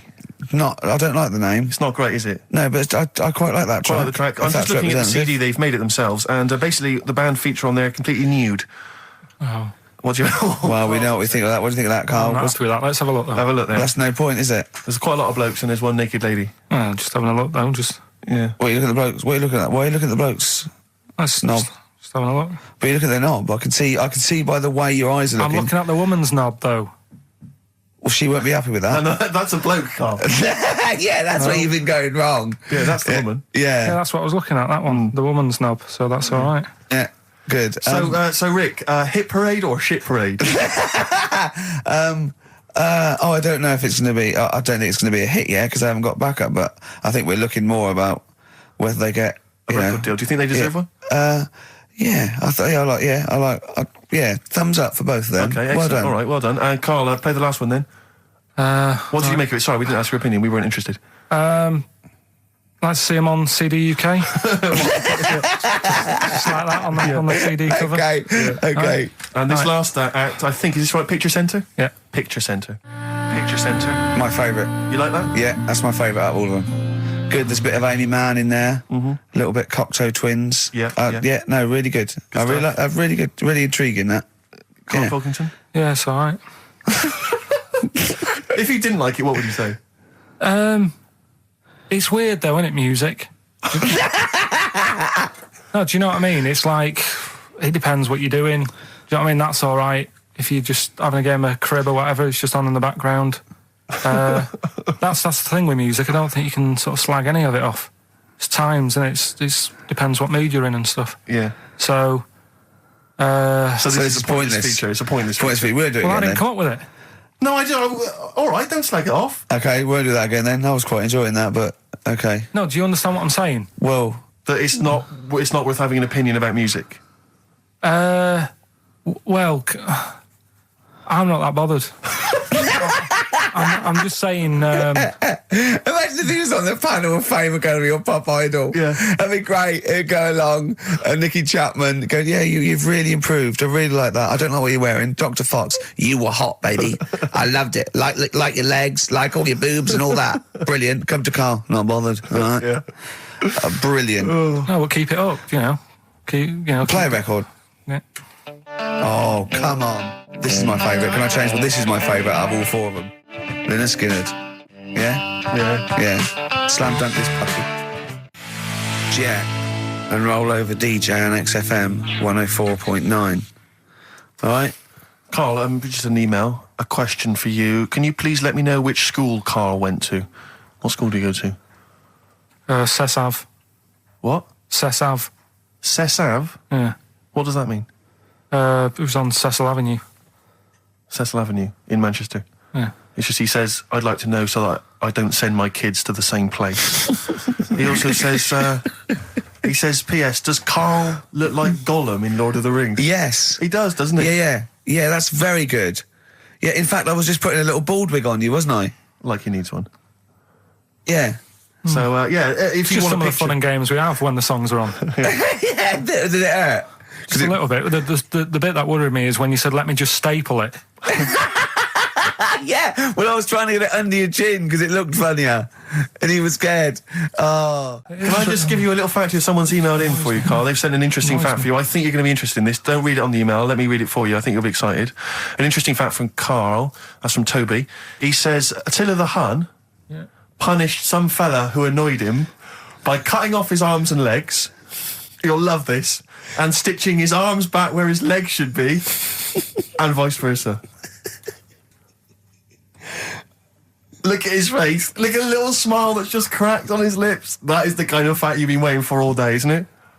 So go on, again, so... Attila the Hun, right? Some guy he didn't like. He cut off his arms and his legs, and he stitched his legs on where his arms should be, and his arms where his legs should be. Look at him looking at his body, trying to picture it. Yeah. I'll let it sink in for a little while, then I'll ruin it for him. Carl, what are you thinking? I'm just picturing it. Right, he would have died. It would have been tokenistic. There's no way that person could have lived through it. So it was just for Attila the Hun's fun. He probably put him on a stick outside his gate or something. There's no way in those days that he could have gone through complete limb amputation and... So would he have wore a jumper for pants? Who's the winner of the competition? From Walthamstow, it's Joe Ogden. Well done, Joe. You got the correct answer, which was what? The fellow with two heads at number 50. Number 50. Is that it? Are we off? Yeah, that's it. Yeah, all right. Cheers. More of the same drivel next week. Bye. Bye. Placebo, special needs on XFM 104.9. Email in where Lanzarote is. I don't know if it's Italy or Spain or Europe or maybe Africa. You know, these are the sort of things, these are the reasons I come into it, to at least learn something, innit, Carl? We've stopped educating Ricky, so I've stopped learning, you know, about things like the woman who ate mud all her life. We've had a lot of emails, Carl. I don't want to sort of put a dampener on your Christmas, but a lot of people have been slagging off Lanzarote. One of them just said, well, one of them, I don't know if I can find it. It is Canaria, isn't it? It is one of the Canaries, isn't it? It's a volcanic island covered in volcanic dust. It's very windy, so you have to dig a hole to sit in on the beach, and there's hardly anything to do. That's from Mike Godham, and he says, unless you like quad biking, well, you know, you've seen what happened to... no, don't go quad biking. No, with your little head, there's no protection at all, is there? I don't know what you're thinking. I don't know. At least Rick Mann and Ozzy had lots of hair. Yours would be like Humpty Dumpty. It would crack like a little egg. And then we'd seen, there's no kings or king's horses. So, well, they couldn't do the job anyway. No, they shouldn't really send them. They're not really qualified. Horses not equipped to put back a medical man like Neil Fox in. Yes. To mend but not eggs. Some kind of military horse. I bet he's had the egg on his face a few times, hasn't he? What, Foxy? Yeah. Well, most of the series are Pop Idol. Right, Carl. Lanzarote, good or bad? Well, you got to give it a go, haven't you? Yeah, well done. Give everywhere a go. Exactly. That's what I was saying. You know, don't just take the word for it. I mean, if it had said Ananova, Lanzarote shit, he'd have believed it. Sure. You know, if he'd have overheard it in a pub, Yeah. Lanzarote a crap, he'd have believed it. He'd have seen it on a website that was mainly concerned with monkeys and witches, he'd have believed it. Yeah. As it is. Everybody raves about New York, and when I went there, I thought it was rubbish. Well, you're an idiot then, because that is possibly the greatest city in the world, along with London. Subjective, though.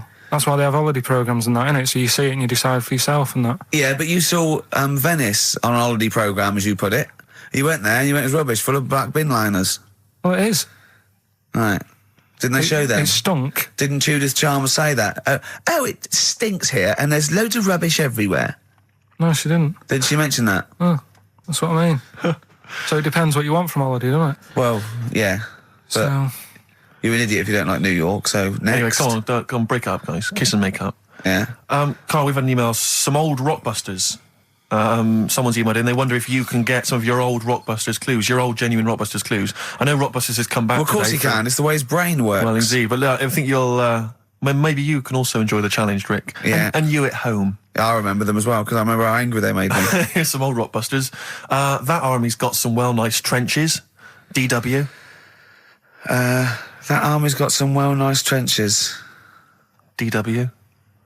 No. Dandy Warhols. That one works. It's not bad, is it? That's why I didn't get that one, because it worked. Yeah. Yeah. Okay. She's only got one sticker left. It was actually he's only got one sticker left. Oh, okay. He's only got one sticker left. The band His Last Sticker. Exactly. With Justine Fishman, His Last Sticker. They were brilliant, weren't they? What happened to His Last Sticker? Are they still going? He'll strap some chocolate to your feet. That's A. A band or artist. A. He'll strap some chocolate to your feet. Go on. Aerosmith. I don't know really what that means, but... And finally, you'll have to... Aero Cobbler. Well, yeah. The well-known Aero Cobbler. And you'll have to stick her in the oven. AB. You'll have to stick her in the oven. See, he thinks blacksmith means, like, just shoes. Like, it's not the smith. It's the smith part. A smith is just a right, isn't it? So it doesn't... I don't know... Aerosmith. What does that mean, Carl? What does that mean? Come on, you'll have to stick her in the oven. AB. Yeah, I know that one. Yeah? Yeah. What is it? But it doesn't work. Apparently it does. You'll have to stick her in the oven. AB. Single or artist? What, Anita Baker? Anita Baker. Why you have to stick her in the oven? Anita Baker. Oh, I need to. But why didn't you say, like, you'll have to get his hair cut and put a nice white chef's hat on? That's Anita Baker. See, that works. That works, Carl. I need to bake her. Doesn't work. It is shite. Okay, well, listen. Before you judge, listen to today's Rockbusters. Okay. They're here with us now. Here's Karl Pilkington. He's got back just for Christmas. Brilliant. I've only got two, really. What? Because I was trying to work one out before, right, in my little room. Yeah. I was looking at different band names, thinking, what can I do? Yeah. Couldn't concentrate, because Ricky was in there, trying to spray deodorant all over the place. Right? Well, you should have done them yesterday. You should have shut me out. Right. So there's just two. Brilliant. Well, Okay. I've kind of got an idea for the third one. fine, I'll yeah. have a go. Yeah. Right, so anyway, the first one... Should we play a record and come back to this? 'Cause We'll it's do been it quickly, we'll do it quickly. No, play a record. This is then. rubbish. Yeah. Rubbish. Libertines. Useless. Give me the gifts. Let me have a look what prizes you got. Libertines, Don't Look Back Into the Sun on XFM. Well, the general public are getting involved with Carl's holiday, and, I mean, this has been a damning report on Lanzarote. There's not been a positive word written about Lanzarote so far. Wow. It's volcanic, there's no natural water supply. Apparently there's no natural water supply. It's You all have to sit in a imported. hole. What do you think of this, Carl? What do you think of the people that want you to know that you're going to a rubbish place when you can't change it? What do you think of that? Rubbish show, will it? What do you mean? Be all right. What do you mean it'll be right? Because I'm going to go there thinking, oh, there's no water and that, and there will be water. No, they didn't say there's no water. What did they say then? There's no natural water supply. Whatever. I'm not bothered. Doesn't bother me. All right. I'm going to have a good time and that. What are you going to do? What do you plan to do? Got a book. What book you got? Rich Hall book. I'm just going to read that.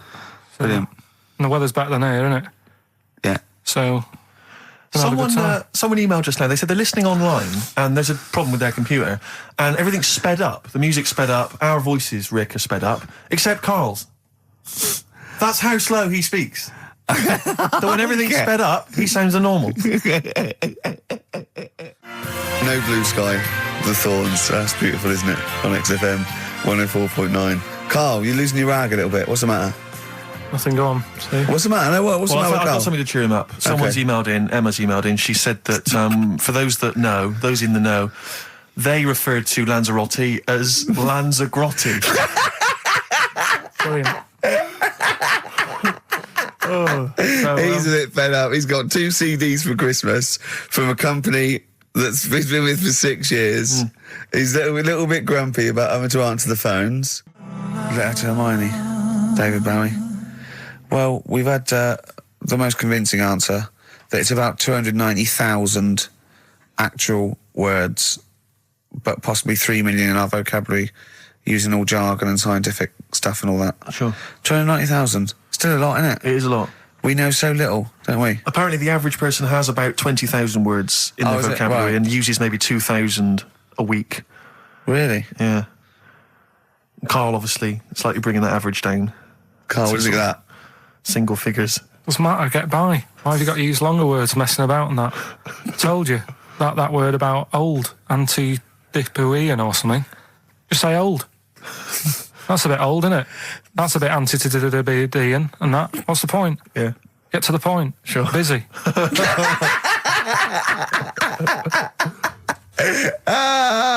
Right, okay. Are you in a film this week, Carl? We're doing that now. Yeah, go on. Get it over with. Hang on a minute then. Get it over with. Let's get this show over with. We can go home. You can go off to Lanzarote and sit on some ash. Some charcoal. He's not happy about that. That's annoyed him. The listeners have all ganged up on him. Yeah. XFM giving him 2 CDs. We've had more calls for his resignation this week than ever before. What do you think of that, Carl? What do you mean? There's another reason. Do you know what I mean, though? Because he's grumpy. He's not just giving it. He goes, well, I can't help it, can I? I don't want it. You're being paid well to do a job. People have tuned in to be entertained, to have good songs. Me and Steve are working here. I'm pressing the buttons. I'm paid to press the buttons. That's what I'm doing. Has every CD started on time? Then Yeah. why would they give you Monday off if you just paid to press the buttons? Don't get every other Monday off, do I? So have you stopped doing that now, have you? Well, yeah. Why? Because there's work to do in that. I'm not moaning about it. Let's get on with it. Blur on XFM 104.9. I forget the name of that track, but it's good. Good song. Thanks very much. Oh, good song. Yeah. Oh, right. I just thought you were complimenting giving his opinion. Right, Yeah. go on. The what? Are we still on the air? Yeah. What are we doing? Merry Christmas. We got someone on the line. Oh, right. He's here. Who's that? Ricky, Yeah, go on. it's Jonathan. How are you? Good. It's only TV's Jonathan Ross. Ross, turn your radio down, you idiot. I'm here. I like to. I haven't got a radio on. What are you talking about? We can hear the feedback. Well, I haven't got it. It's not my fault. It's your incompetent radio station. And also, didn't you hear we said don't call him, we don't want to speak to the listeners? I'm not a listener. I'm a visitor to your shores. I'm special. You know that full well. I know you're special, right. Yeah, exactly. What have you got a name for the band? Yeah, you ready? Yeah. Blump. B-L-U-M-P. I tell you for what, you can't have a normal word. If it's the monolith band of all time, if it's the big, you can't have a regular word. It doesn't make sense. How can you have a regular word? All these ideas you've come up with are rubbish. You need a word which only stands for that one thing. No one's heard it before. No one will use it again. Blump. I can't help but feel that that's a more appropriate name for maybe one of Ricky's bands. Yeah. I love seeing that picture of him in that band. You see it everywhere these days. He was like a girl. He was like a little girl in a suit. It's like a little dyke at a wedding. What was that? That's got to be the kettle calling the pot black, surely. Yeah, I've always got nothing but 100% heterosexual. We're not sure about. There's not anything wrong with it. I know that, but look at you. I actually had to get that in. There's not anything wrong with it. I'm Jonathan Ross. Oh, dear. I was thinking the other day, right? Oh, yeah. The Comedy Awards. Yes, sir. You didn't have to say some awful things about poor celebrities, poor has-been celebrities with coke addictions and fat lips and faces that where surgery's gone wrong and everything. And when they're on the show, they're going, "Oh, you look lovely." Yeah, I'm nice to them. Well, I'm nice to them to their face, but obviously when I'm not with them, I like to let my true feelings be known. What's wrong with that? That's how everyone. Well, I'll tell you what, you can get anything off your chest you want on this show. Any celebrities you want to talk about? There's no one listening. Yeah, it's just between me and you. A lot of people listen. They listen to my show, and after they've had a few hours of good laughs, they like something bland to just cool them down afterwards. So they flip over. We know this happens. Did you mention my DVD on your radio show? You know what? I forgot to mention it. Christ! I meant to mention by the office, but I forgot to mention it. And then I thought afterwards, it's not like he needs the cash, is it? It's not like he needs it. It's not like it is, but he's probably earned more money in a short space. You're like a lottery winner, and you've got about as much taste. You're like one of those burglars who's won the lottery. I am. I'm dressed like an Albanian window cleaner at the moment. Burglar from Reading who won the lottery, and now he's fritting it away on what? I do feel sorry for my neighbours. I've moved into a really nice place. I feel like it's the hillbillies. No, it's nice you've moved in though, because it's nice. It's given them something to sort of talk about behind your back. You've united the whole block. Right, go and play with some Japanese wind-up toys now. I'm going home to play Mario Double Dash with my son. It's going to be a good afternoon. I phoned you once after I finished my show. It's about 5 minutes past 3. Yeah. And I don't mind if I said, how you doing? You went, it's brilliant. You said, this is what you said. You went, everyone's out. Jane's taking the kids out. I've already masturbated twice, and I'm playing with a new Japanese toy. I'm masturbating now.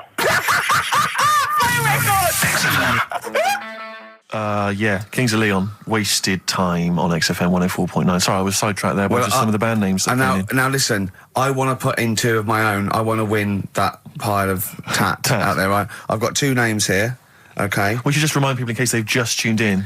Oh yeah, what's Ian going on. Canfield has chosen his mega band of all time. He's got Keith Moon on drums. He's got Lemmy on bass. He's got Keith Richard on guitar. He's got who have you got singing? Robert Plant. Robert Plant, and their manager is Vance. But he needs to announce them at Wembley Arena. They're already sold out. They're at number 1 in the album charts. They're the greatest rock band of all time. And I've got 2 suggestions. Okay. What about this? Please welcome to the stage. Tungsten lung hemorrhage. Yeah, good. Yeah? Please welcome to the stage. God dildo. God dildo, interesting. Nice juxtaposition there of God, the Almighty Creator, and a dildo. Nice use of some contrasting imagery there. Yeah. Powerful and topical. Tungsten lung hemorrhage. Yeah. We've had a couple also on the email. People didn't really include their names, but who cares? Please welcome to the stage, Balls of Steel. Balls of Steel, yeah. And we've had like Brain Hammer. Yeah. Brain Hammer's good. I Lots like of Brain Hammer. brain-related stuff. Quite liking the idea of tumour fish. Tuna fish, I like. Tuna fish is very good. I like tuna fish. I just wonder if there's one more contender. I don't know who this was, Ian, that phoned in with it, but possibly it's topical. Deathly Hem. Yeah. Deathly Hem. It's brilliant. Oh, it's Deathly Hem. Please welcome to the stage, Deathly It's Hem. Deathly Hem. Who's that? We've got to give it to I don't know who that was. Oh, but, well, if you came up with Deathly Hem, email again. Deathly Hem. It's the greatest name for the greatest rock band of all time. Will you please welcome to the stage, Deathly Hem. Turing Breaks, Mind Over Money, XFM 104.9. I'm Ricky Gervais, Stephen Merchant, little Karl Pilkington. Yeah. A couple of emails. Different people have visited various tourist attractions. Oh, yeah. Let me see who's this from. I'm not quite sure. But thanks very much indeed for it. So there's a link here. It's apparently in Devon. Barometer World. Brilliant. It's the world of barometers. It was established in 1979. And By one bloke who had a lot and thought, I can charge a quid for this, definitely. Here's the out of his own house, probably converted back scuttle. Exactly. Yeah, that's not a euphemism for a sexual act. But look at the webpage here, Rick. There's a picture of a beautiful barometer being held by a beautiful lady. Lovely. Who's definitely his daughter. Yes, definitely. Come on, Kathy. Oh, that. Dad, no. Come on. Undo your top a little bit. Dad, definitely made to do that. Yeah. Oh, that slight look of I hope no one I know sees. Yeah. Just check out Barometer World. Barometer World. Yeah, that's available. If you want to check that out, www.barometerworld.com. That's now, all the barometers. Do they work? They're to do with checking, is it the air pressure? Well, everything. But I think that's what it's based on, isn't it? Sort of low and high pressure, so it's going to rain, it's not going to rain. Yeah. Or going to be windy, but I wonder how accurate they are. I think in the days before satellite sort of weather surveillance systems, probably essential.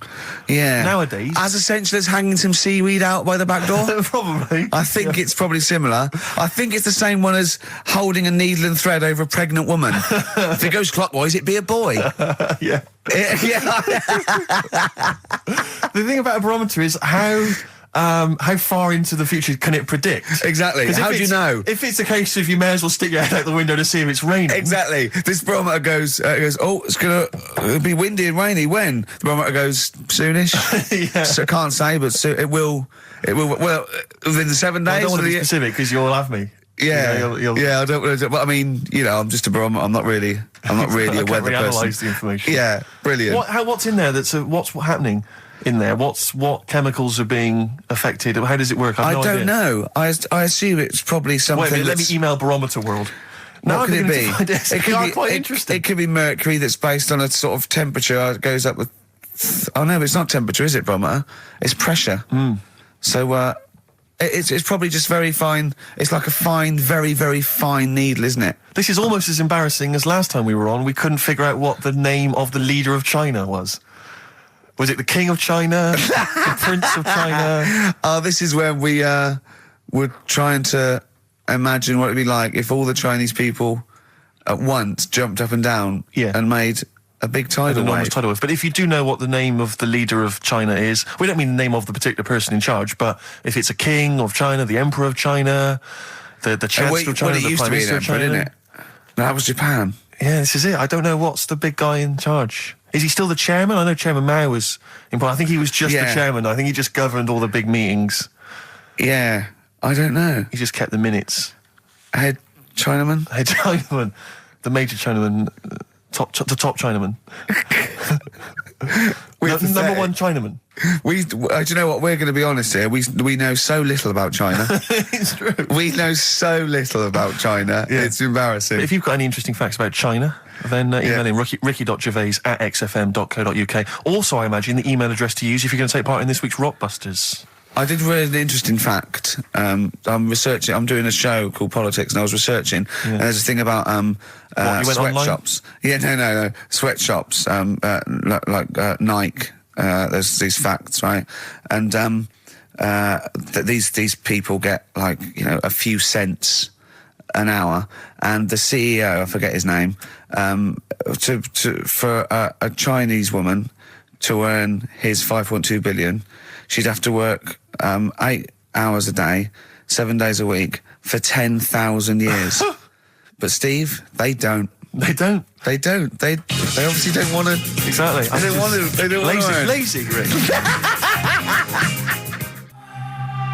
Blur, out of time on XFM. Well, we're not out of time. We've still got an hour left, boys. Hey! Luckily. Brilliant. A lot of emails, obviously, about the Chinese. People as fascinated as we are. I don't want to discuss it, interminably, Rick, because there's so much to say, and we've said most of it in the past. Yeah. Get a couple of emails. In fact, I think, Carl, you told us this information. Remind me of it again. If all the Chinese people in the world were in a line on that, because there's loads of them, you'd never get to the end of it. Right.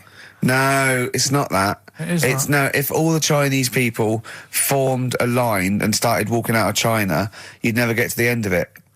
That's what I just said. No, it's because though. They'd be having babies.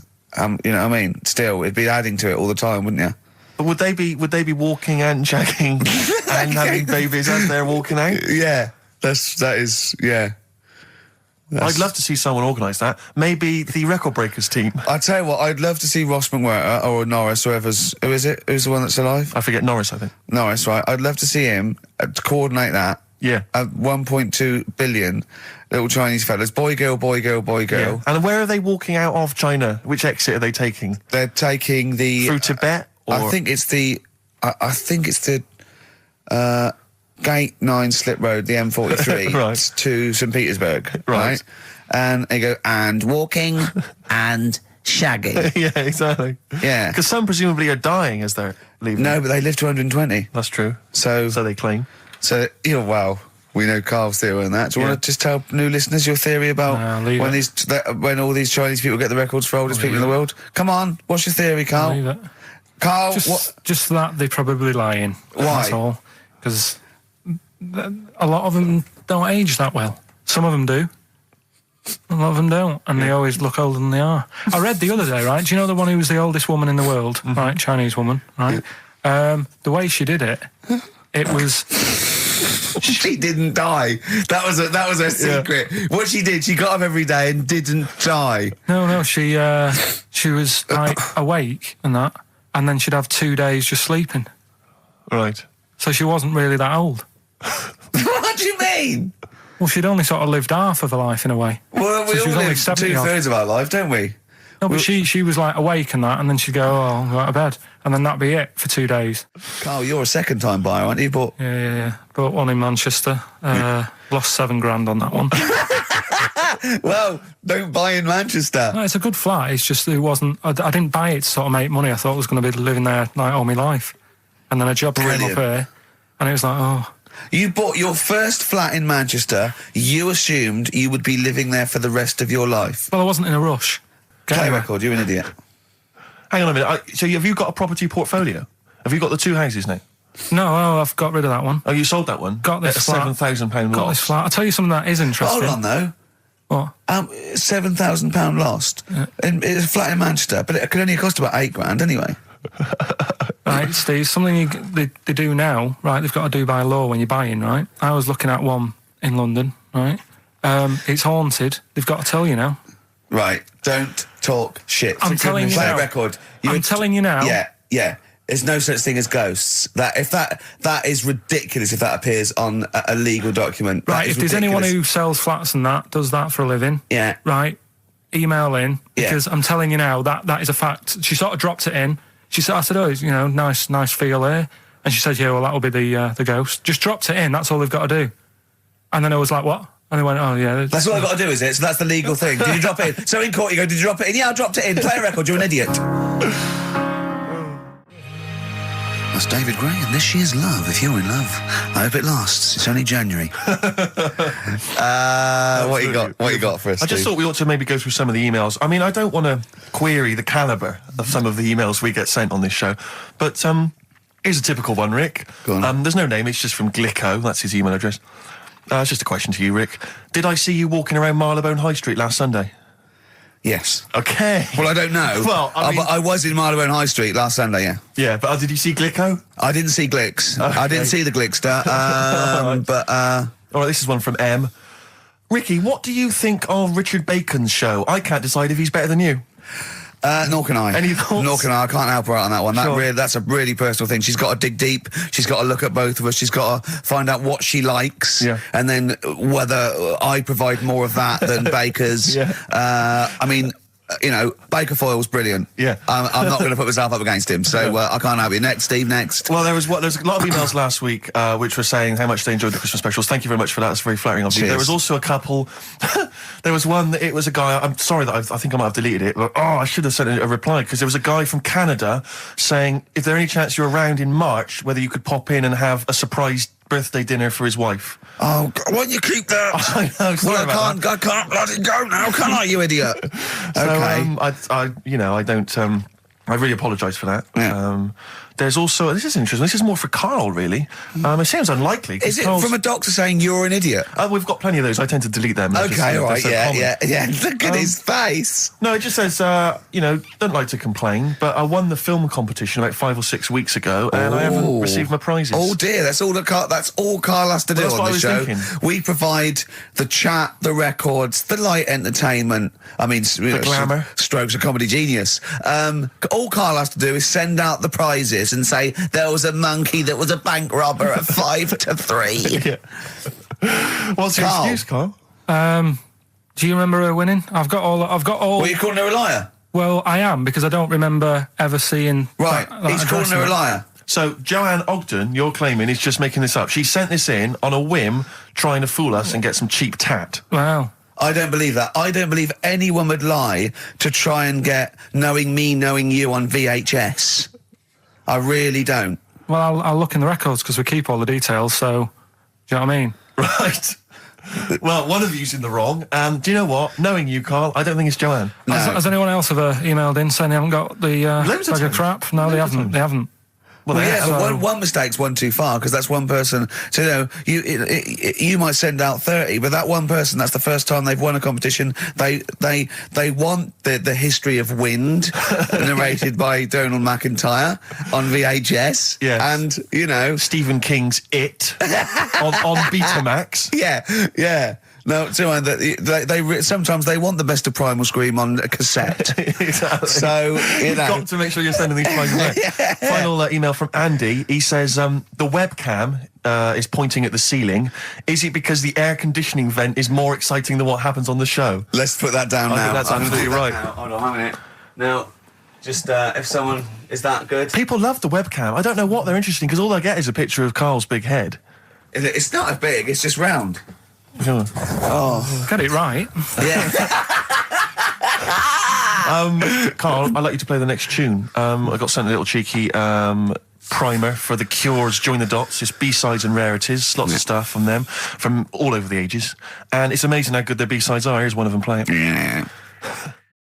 All right. Here we are then. 1 o'clock. Yeah. Hey. XFM. I'll tell you what you should play. No, I'll tell you what, before you say. Yeah.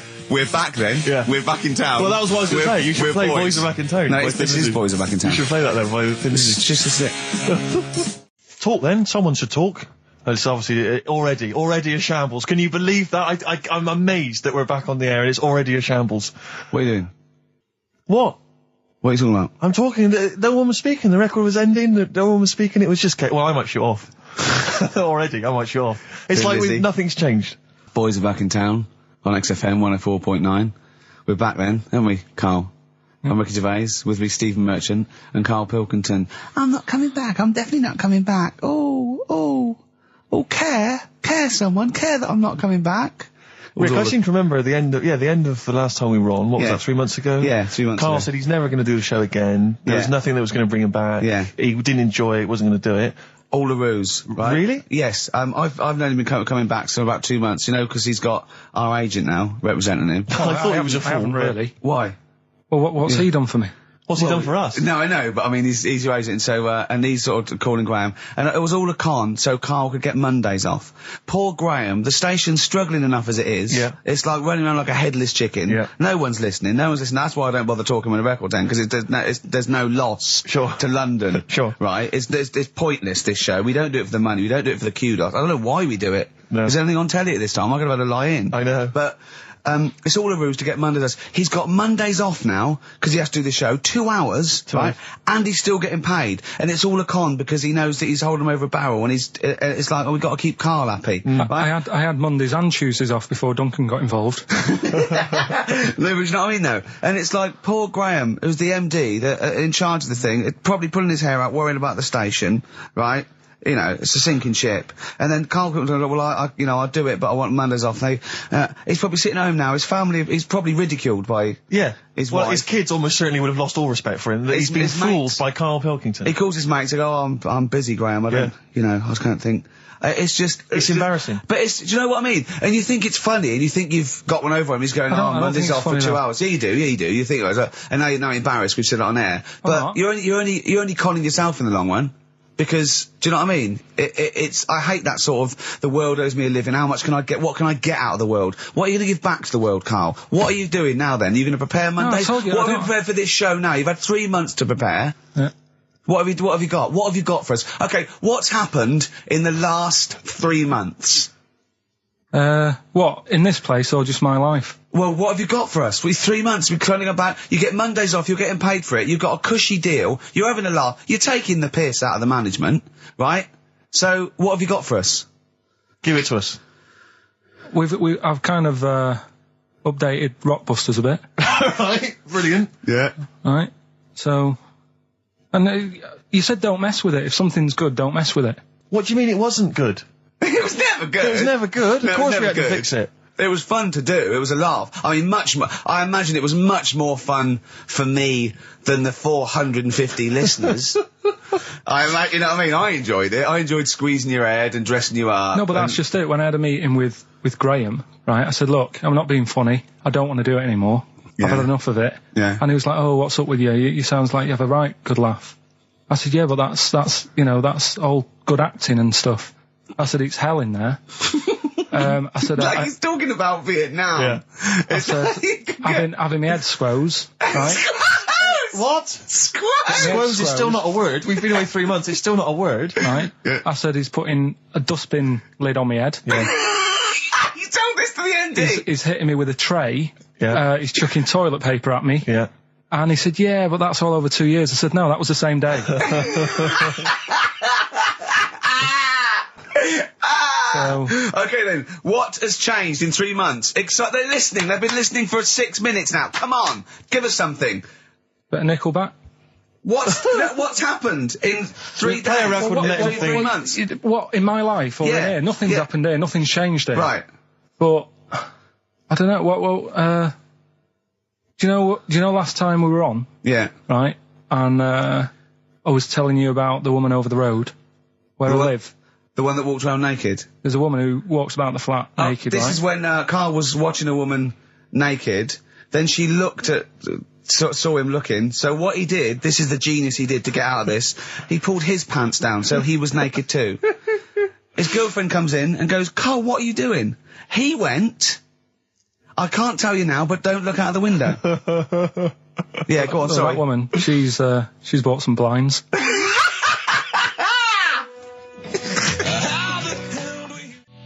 Nickelback, Sunday on XFM 104.9. How old's the bloke from Nickelback? He looks about 40.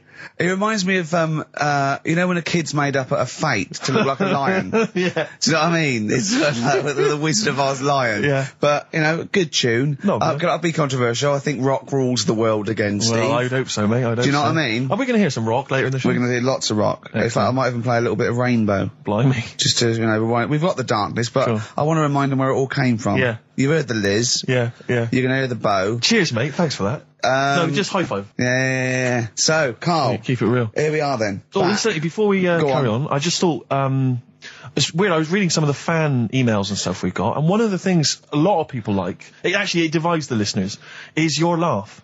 It's interesting. Some people love it, they find it infectious, they find it adorable. I mean, close up in a small space, like a kitchen or something, it's annoying. Like, Carl was annoyed because I squeaked in his ear earlier, didn't I? Sure. Why did I laugh? You on the toilet? I think I squeezed his head again, didn't I? And he said, no, it's not 1 o'clock He doesn't like the squozing. The squozing head. Yeah. But it's the squozing one. The funny thing is, right, we were out a few weeks ago with a mate of mine, right, and he went to squeeze me head, right, give it a squoze. Sure. And I was like, don't do that. You know, I don't like it, right? And Ricky said to me, mate, yeah, he doesn't like having his head squoze. As if it's like Marmite. As if some people love it. Yeah. And some people hate it. Sure. Yeah, okay. Well, anyway, there was a little taster of the laugh. That was more the kind of deep, throaty laugh, the belly laugh. But there's that kind of high-pitched squeak that you do. When I've got to get air out quickly. Because I'm going to burst. Sometimes I laugh so much that my liver and all, they try and get out to it. So I have to get it out really fast, like a siren. Right. Do you know what I mean? Is that how you explain the fact that you're quite fat? Yeah, that's just laughter waiting to come out. Every time you laugh, you become a svelte young thing, like Brett Anderson. Oh, dear. Well, anyway, it reminded me of the game that you and I used to play in our very early days of XFM, when it was literally Make Ricky Gervais Laugh. Which was a great game, I think. I remember the first one. It was that fella drinking a pint of beer. Yeah. I remember the very first time. I tell you what, it's not great. Though? Ant and Dec do it now. They actually, it's very similar to Make Ricky Laugh. It's called Make Ant Laugh. Interesting. So many of our great ideas have been stolen. Yeah. Or stoled. Stoled, yeah. Anyway, I was looking through the paper in the week, and there was a picture which which I think might be a Ricky Gervais, Make Ricky Gervais Laugh, I don't know. And again, obviously it doesn't really work for the listeners at home, but I'll try and do my best to describe it. Can we stop saying my name, because it's like a Dave Gorman project? Can we just stop? It's getting, let's say a word often enough, it doesn't mean anything. Yeah. Let's stop saying Ricky Gervais. Well, what we're going to refer to you as. Alright, well, Make Patty Laugh is a new game. I'm trying to get one of those squeaks of a laugh. I'm concerned because I know. I'm not a monkey. I'm not sure, you're not a performing monkey. No, okay. I know that. Right. But anyway, let me just briefly summarise the story for those at home. Okay. The headline was Mum 48, a mother of 48 seduced boy of 14. Well, that's not funny. Not her own boy, obviously, but a neighbourhood child. I don't think it's a funny story so far. He said Grand Lana Allen, 48, led him upstairs and undressed to her waist, then took his trousers off. Okay, bear that in mind. This is a quote from him, right? Bear in mind, he's a 14-year-old boy, he's quite excited about this. He says, then we had sex, it was every boy's fantasy. Alright? You're going to show me the picture of her now, aren't you? So it's a picture of her. Oh, this is not... Bear in mind... This is... Okay. In his own words, Rick. Right. In his own words, this was every boy's fantasy. Okay. Here's the picture. It's a silent laugh. He's collapsed on the floor. I wasn't expecting that. I was thinking it looked like a fat man. I was not expecting that. Oh my god. Oh god. She looks like the drummer of Iron Maiden. She looks a bit like Lemmy. But I tell you, she looks like reminds me of most. Did you see those? I think they've got her with a fag on as well. No, I know. That's her with them out of makeup though. Carl, have you seen Every Boy's Fantasy? You should see. Oh god! Oh. Have a look, Carl. Oh god. How old is she? 48. Oh god. Oh, 48. That's lovely. Nothing wrong with that. I'll tell you, if you weren't lucky enough to see the picture, she looks just like the oldest man in the world. His photos in newspapers and on the web for a while. He was about 135 or something. Carl. Look. It's, Carl's got a theory that Chinese people don't age well. This man was a Chinaman, right? And he was 120 or something. Yeah. Did you see a picture of him? Yeah, he's still alive. No, he's not. No, he's not. He died at 120, so... He said 120 or something, but makes you wonder. What makes you wonder? Well, because they don't age well. I think he's using that. What He's probably about 37. Oh, God! Honestly, we walked down the street, right? And we see an elderly Chinese person, right? And Carl would go, "Oh, I'm just thinking he is." Yeah. Like it's not. I don't understand this notion that Chinese people don't age well. I don't know where this has come about. No, I mean, I'm not having a go. No, right? I never want anyone to think I'm like having a go at them. But they are really good looking and they're healthy and that. Till they're about. I've never seen one, right? Can you tell me if you've seen a Chinese person who's about 30? It's either 20 or 50. There's no middle ground. This is what I came back for. This is 2 hours of absolute drivel from the brain of Karl Pilkington. Let me just check something. So the Chinese gentleman who died recently was 130. Your theory is your theory is that he's maybe in his late 30s, early 40s. Yeah.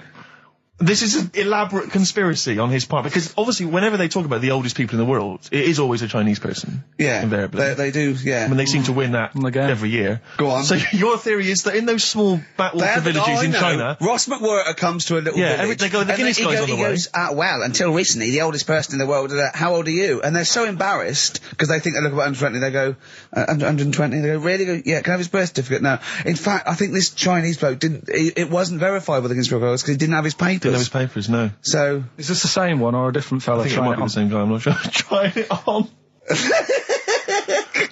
So there's a huge conspiracy amongst these Chinese villages that every time when you get to about 50, say you're 70, because no one will believe us. Well, if you can confirm or deny that, then please email in ricky.gervais@xfm.uk. This is the Racist Show on XFM 104.9. Call in if you're anything less than a little mank. Outcast, Hey Ya, on XFM 104.9, with me, Ricky Gervais, you, Stephen Merchant, GQ Presenters of the Year. Radio Personalities of the Year. It's official. We're the best radio personalities of the year. We got that award sent to us, didn't we? And we did a little thing. But it was only our two names on it. It had your name, Rick, definitely. I remember that. It had my name. And your name. Didn't see Karl Pilkington's name anyway. No. And yet he's the one with the day off and the money and the conning the MD and making him cry at home. Let me just remind. Can I just check that again? So he's made a fool out of the MD. He's made a fool out of the MD. And all the major, basically all the capital shareholders. About, I'm not sure if I'm coming back or not. I want a day off then, which is the same day off as his girlfriend gets off. So Convenient. he's just like walking around, I don't know, Hyde Park, just feeding ducks when he should be working out what he can do instead of Rockbusters, which is basically Blockbusters with a word changed. Christ's sake. Right. If that's annoyed you, I'll tell you what has really wound me up. Go on. The last week or so, this postal strike. I tell you, Rick, I have got no sympathy for him. I'd be a scab. I'd be walking through there and I'd be giving him the finger. I go, you can intimidate my family. I don't care. I don't care because the post has got to get through. Because I'll tell you what, it's not the fact that, the unions, they could organise a strike. I'm behind that, it's fair enough. But not when it's these wildcats. They're just out there, they're just taking days off willy-nilly. They're sealing out the post boxes. It's going crazy. Maybe Carl could deliver a few records Monday. Well, I know Carl must be livid because probably his copies of The New Scientist and the Literary Review haven't turned up. So he's in a terrible way. And I got important documents that are supposed to be coming to me. There's nothing. There's hiding the hair of it. And I was cooking last night, and it got me panicked because I was thinking about if this just is going to spread now amongst other organisations and other groups. And do you know what? Like a cancer. It was partly because I was cooking. Yeah. But I suddenly become terrified that they might go on strike. Go on. The guys in charge of the potatoes. Oh, anyone involved with potatoes. I had so much mash farmers. Last night. I had so much sausage mash, the second helpings, that I had to sit on the edge of a seat so my stomach could hang down. I love spuds. Spuds and bread. I could not do without spuds and bread. I feel like maybe I could make my own bread. Spuds, I wouldn't know where to start with a spud. Yeah. And it's like, they're amazing. You can boil them, you can broil them. Yeah. I don't know what broiling is, but I suspect it's tasty. I don't think it's as good as, obviously the chipped potato is... For the working classes, it was always on. The chip fat fire was always on in my household. The ceiling, the death trap fire, polystyrene ceiling was yellow. Exactly. Come Wednesday in our house. Yeah. And, always had chips. Because all I remember hearing, if I think back to my childhood, all I remember was, gotta stop and get some potatoes, or phone your dad, tell him to get some potatoes. Well, that was your job, wasn't it? Carl? Yeah. It genuinely, it does concern me because what did you have to do? Didn't you have to fill a diary out for your teacher? Do you know when you're at school? I don't know if you do the same thing, but you get like a little red book, right? And every night, I think it was a way of the teachers sort of keeping an eye on you. So if you went out robbing, if you wrote it in your diary, they'd go, what are you playing at? Sure. Right? So you'd have to write down what you did every night. Yeah. But I didn't get up to that much at that point. Sure. I used to just go on my errands. Yeah. And it was my job to, like... I haven't heard errand since the 70s. It's nice to hear that. I went to U-Phase, right, the little local supermarket. Yeah. And I got... What's it called? Euthanasia? What? I did... U-Phase. New phase. U-Phase. U-Phase. Yeah. H-U-G-H. U-Phase. Oh, Hugh Phase his is his name. name, right. Yeah. And I just had to get like a bag of potatoes. Of course you did, yeah. And a loaf. Staple. So I used to put that in my diary every day, and it got to a point when, like, even the teachers were like, just make something up. Yeah. Stop putting the same thing in. Sure, start joyriding or something. Live. I remember when Jane was little, she was at school, I think it was about telling something like that, do a project over the week, and they were given a big list of, like a list of 100 animals that they had to tick when they saw one that week. And the teacher knew she cheated because she ticked beaver. So she was trying to win and get it, but she knew, unless it was Susie Dibblethwaite's beaver. I know the school slut. I don't know, maybe. I don't know. But, yeah, so, it feels like the potato people have got me over a barrel. You know, I mean, they could hike the prices up. I still have to buy the potatoes. I got nothing else. I got to have that. You know, you got your fancy pastas for the upper classes, but for the working classes, it's chips or mash, isn't it, really? Yeah, no, I wouldn't worry. I don't think people who do potatoes are going to go on strike. I don't think so. Because we just go and pick them ourselves, don't we? Or grow them ourselves. Sure. What would be the most pointless strike? What would be the strike that we went so? Do you know what I mean? I'll tell you one strike that would go so. Those guys who do sketches in Covent Garden. Yeah, take a picture, or they do a caricature of you. The strike, imagine the strike! You go out and you go, well, I want one with a big nose and a big chin. I want an amusing caricature of me and my sister. yeah. Oh, dear. But I need a sketch, I need a pencil drawing of Leonardo DiCaprio. Looking like a monkey. I mean, how are we going to get this? This is unbelievable. Yeah, I'll tell you also, the strikes that have no effect. What? Those, people in nightclub toilets. Who just, you know, kind of there, they got the Lynx deodorant sprays. Oh, no, quite controversial at the moment, with the Tweedy case. Oh, the Cheryl Tweedy case. Do you know what I mean? Sure, I got some thoughts on that, actually. Like what? Or maybe we play a record, I'll share my thoughts on. Well, coming up, some Steve Merchant thoughts on the Cheryl Tweedy case. XFM 104.9. Some R.E.M., Rick? What's the frequency, Kenneth? What's the frequency, Kenneth? I'll tell you, it's 104.9 XFM. I'm Ricky Gervais, with me, Steve Merchant and Karl Pilkington. Karl, the user Pilkington. Just takes. Takes. Destroy the man. Go to you, Steve. You should talk like that more. It's cool and sexy. Thank you. I make it clear now, I do not condone in any way, shape or form what Cheryl Tweedy did. But I have to say, they wind me up. By they, you mean toilet attendants? Yes. Right. Yeah, not pop idol winners. That's what I thought you meant. Yeah. So, go on. But, because I'll tell you what it is, you go into a club or pubs or big trendy pubs, you go in there, and there's the toilet attendant in there. He's got his little display of aftershaves, sprays, some sweets maybe, whatever it might be. Yeah, maybe a lollipop. Maybe a lollipop. And alright, I don't know if I assume they're not employed by the club. I'm assuming the club's we've got the DJ, we've got the bar staff. Wait a minute, we need a guy. When the manager walks in, do they hide? Well, this is it. I don't know if it's a guy who's just like... Is it like busking? Yeah, he snuck in. He came in when it was free during happy hour. He's got a little carrier bag.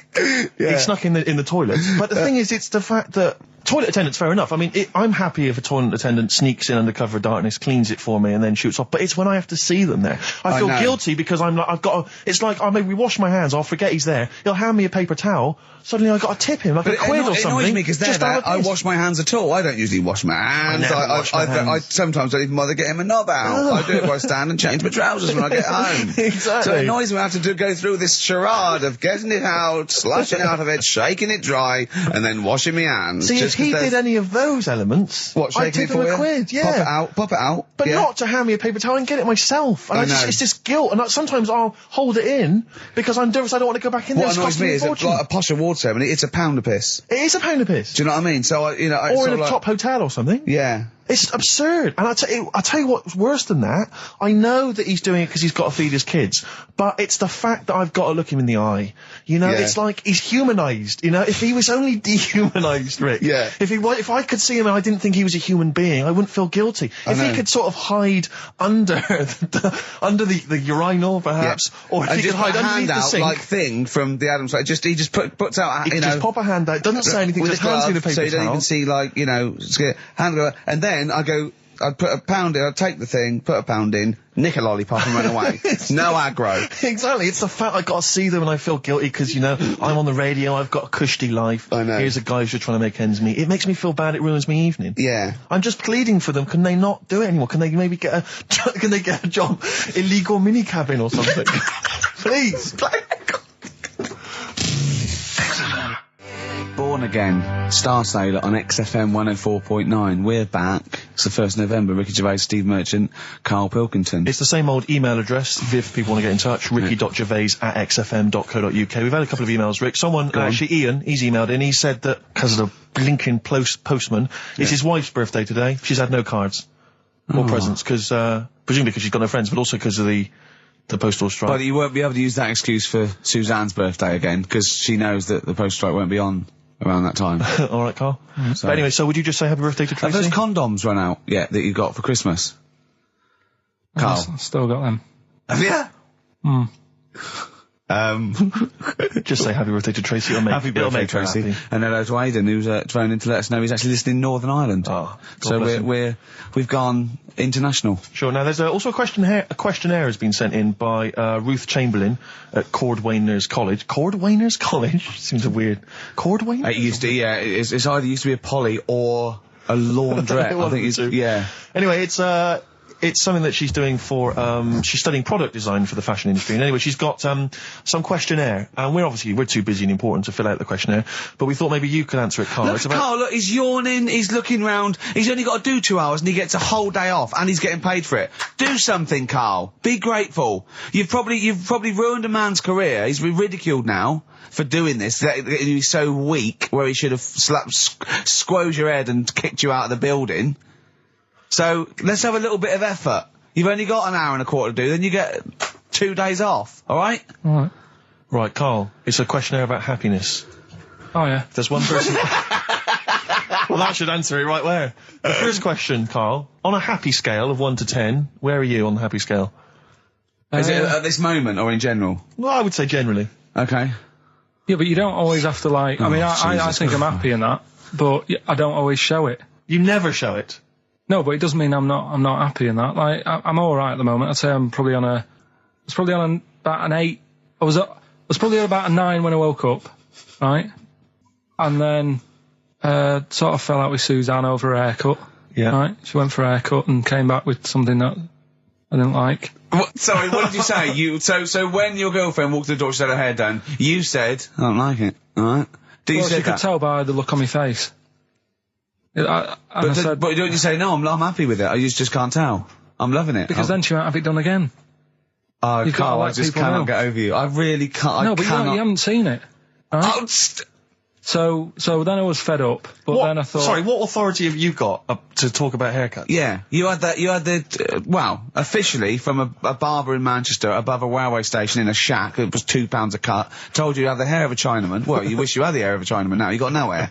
You're a little bald man with your mouth open, so don't... Is she listening to this, Suzanne? Sitting at home with a woolly hat on? I don't know. But she knows now, doesn't she? What did you say? What words did you do about it, though? I just said you look like someone out of Slade. Interestingly, that's what I look for in a girlfriend. Oh, God. Which one of Slade? That one with the funny... Not Dave Hill. Yeah. The one with the crooked fringe and the goofy... She had her teeth done as well, did she? She had 2 front teeth put in. Dumper. So anyway, So prior to that, you're on a 9. Then you saw the haircut, you're on an 8. Yeah. Yeah. And now then, what you're on? I'm probably on about a 6 at the moment. Why? What's happened? Well, while Star Sailor was on, bit more head squeezing going on. So, yeah, about a 5 or 6. So generally speaking, what would you say you're on? About 4. You're on a 4. Alright. What would you give someone who wasn't very happy? What would you give them? What are you thinking, Carl? Depends why they're not happy? They're low, okay, so what would you give them? I mean, depends, doesn't it? If it's someone who's just lost their arms and legs in an accident, you don't give them a lollipop. Sure, or some mittens. Yeah. You give them a hat. Yeah. Yeah. And dare I say it, a smile. A skateboard. Yeah. Yeah. I don't know. You don't know. You got to answer the question. All right, so hang on. Let's assume that you've upset your girlfriend because you slagged off her haircut. What are you right? going to do now feel to go and guilty. make her happy? How are you going to cheer her up? And not buy her a baseball cap. I don't know yet. I haven't thought about it because I've got this to sort out, haven't I? So when I get home, get her some gel or something. Oh, God! Oh, Christ. Okay, Oh. and, all right, just name something that always puts a smile on your face, Carl. It always cheers you up. If you're feeling a bit blue, it always cheers you up. A monkey, innit? Learning something. Right. That's a bit weird. I love the qualifier. That's a bit weird. I think it was two different sentences. I think it was learning something. That's a bit weird. Yeah. Oh. Learning something that's a bit weird. Okay, and finally, if you could have something to make you happy, what would it be? Little chimp, wouldn't it? Little chimp in a suit. Well, don't answer for him. Don't put words into me. You could have anything you want. It'll cheer you up and make you happy. What would it be? You can't say a skin of titanium. It's got to be something possible. Yeah. X-ray vision. No. What would you have? It can be conceptual. It could be world peace. It doesn't have to be, a new watch. Yeah, let someone else wish for that. Sure. It'd be a waste. Yeah. Why should you do it? And then someone else gets a nice new watch and there's world peace. Exactly. You're walking round, it's nice and peaceful, you know what time it is. He's swanning round, he's got a lovely new watch and there's no threat of him being bombed. Exactly. I'm quite happy the way I am, really. I don't really want Are that you much. really? But you're on a 4. Yeah, you're on a happy scale of 4. Yeah, you're on a 4. Surely you want to get to 10. Surely the point of life is to be on 10. Yeah, but what's a 10? Do you know what I mean? No. What's a 10? Contentment, absolute contentment, joy in your heart, inwardly and outwardly. Not walking around with a little round mank head with your mouth open going, what's the point of that? I've done it once. Is that why you've still got all the condoms? Because I've done it once. What's the point of that? Alright, we're going to get over some air gel. Come on. 10. Just one thing that would make you happy. That would cheer you up if you were feeling low. Tuesdays off as well? I'll have the MD just, resign straight away, shall I? I honestly don't know what would make me happy just like that. Because I am happy. I know you say I'm fed up and that. Do you know what? He wouldn't want to be too rich. He said, because if I was too rich, then Suzanne would say, let's go around the world. He said he wants to be rich enough, so they're happy in that, they got their bathroom and everything, but they still can't afford any more holidays a year. Think of that wish. Think of that capping your wishes. Yeah. Do you know what I mean? Putting a ceiling on your ambition. I love it. It's genius. Look at his face. Play a record. It's like if you'd won that ticket round Charlie's Chocolate Factory and he'd said, actually, Carl, I want you to take over the factory. It was a test. You'd have said, I just wanted to look around the chocolate factory. Yeah. I'm happy to go back and live. No, he'd have said, I'll work it, but I'm not working Mondays. Exactly. Play a record. Imagine giving a chocolate factory to a kid. I know. Idiot. Give it to the fat one at least. He enjoyed it more. Beautiful. Billy Bragg from his Essential Billy Bragg compilation. Now, I know a lot of people are thinking Billy Bragg, I can't be bothered, politics, and I have to say, buy this CD, skip past every song that is, for instance, there is power in a union. Don't be duped by fascism. Yeah, it's your right and duty to vote. Yeah. Right wing, wrong wing. Exactly. Ignore all that. But just listen to the love songs. His love songs are beautiful. Yeah. It's fantastic. Tonight I celebrate my love for you with a pint of beer and a new tattoo. It's great. Brilliant. Yeah, look, lose the ones about, Exactly. Striking. Yeah, exactly, because we know what we think of that. So, I heartily recommend that. Carl, we're on happiness. Carl, Yeah. I'm trying to explain to Carl that the aim to, it's really to get on a 10. Yeah. I like the fact that he started on a 9. But I love the fact he's happy with 4. Yeah. I love that. No, but what I mean is, right, I'm not looking for, like, happiness. Right. I'm You're all not right. looking for happiness? What? What's that for? What I mean is, right, I'm happy when I'm not fed up. So what I mean is, I'm happy. Is this in your new book, Psychology of the Mind? What is that? I'm happy when I'm not fed up. That's like an 8-year-old trying to explain happiness. Johnny, what is it when I'm happy when I'm not fed up, miss? Well done. Good boy. That's it. You're happy when you're not fed up. Talk like an adult. Yeah, but that's what I'm saying to you, though. What? I'm happy most of the time. It's just that when things niggle me, I find that I realise when I'm annoyed more than when I'm happy. But Carl, every time we talk to you, you are whinging about something. You've got something that annoys you. But he's one of those people that if he whinges loud, he gets away with it. Like he's in here, I think he goes, oh, I'm really busy. I come in and he's doing nothing. He's chatting, because he's having big, long chats with everyone about how someone's wound him up. Yeah. And they all come and they go, oh, Carl's fed up. Because he's got this show. You know what I mean? He's wormed his way. But hang on a minute. You came in moaning about the Post and that today. Yeah. Well, everyone's annoyed and frustrated by that. There's small businesses going out of business. I'm not. You haven't heard me. No, you're not, because who's sending you letters? No one. You've got no friends. You've said that yourself. Yeah. You've openly declared you don't want friends. They're too much hassle. Yeah. That is my joy. Friends that is the point of life to me. I can't wait to see them. I squeeze their head. I welcome them in. Oh, they annoy me. They annoy me. I love it. Friends are annoying. He's even scared of doing something with a friend or getting a gift because he goes after buying one back now. Yeah. It's sort of like life's a bit of a chore for Carl, isn't it? Well, anyway, all right, let's leave that aside. Obviously, you're never going to be entirely happy, although apparently you are already on the brink of happiness. All you had to say was your hair looked nice. That's all you had to say. Yeah, it looks good, yeah. And that's it, end of story. What's the point in that? What is the point in that? Because she doesn't really care what you think, but she doesn't want to hear that she looks like Dave Hill from Slade. She's not having her haircut just to please you, Carl. Despite what you might think. He's taken aback by that. Yeah. Sorry, happiness then, yeah. All right, I was happy the other week, right, when I was going up to Manchester on the train, nice quiet carriage, I'm sat there reading about sharks and that, right? Nice and quiet. And I got annoyed, I texted you, didn't I? Yeah. When two fellas got on. Can we talk about it? Well, yeah, you've started it. Two gay men got on. Go on. Two gay fellas got on. Yeah. And it wasn't the fact they were gay that bothered me. It was like, each to their own. Let them get, you know what I mean? Let them do what they do. Yeah. And, behind closed doors. But they started talking really loud. Right? And they were going on about, that's annoying anyway. That's annoying whether you're straight or gay. Talking to you. But do you know that theory I have about they go out late? Yeah. Gay people always go out late. Yeah. Yeah. Right. When what time do you go out in the evening? 7:30. If you go out about 7:30, if I'm out of work, I might go out about 8 o'clock or something. Yeah. I guarantee I'll sort of be in bed by about 12:30. Sure. At that time, they're still sort of ironing the jeans, right? And the funny thing was, ironing their jeans. I've always said this, right? Dancing along to ABBA. You sort of said that's rubbish. I'm sat on the train reading about sharks. These two are talking, and they're going, "Oh, we can't wait to get there." And his phone goes, and he goes, "Hello." And on the end, he goes, anyway, I'll see you at 1 then. Right? Right.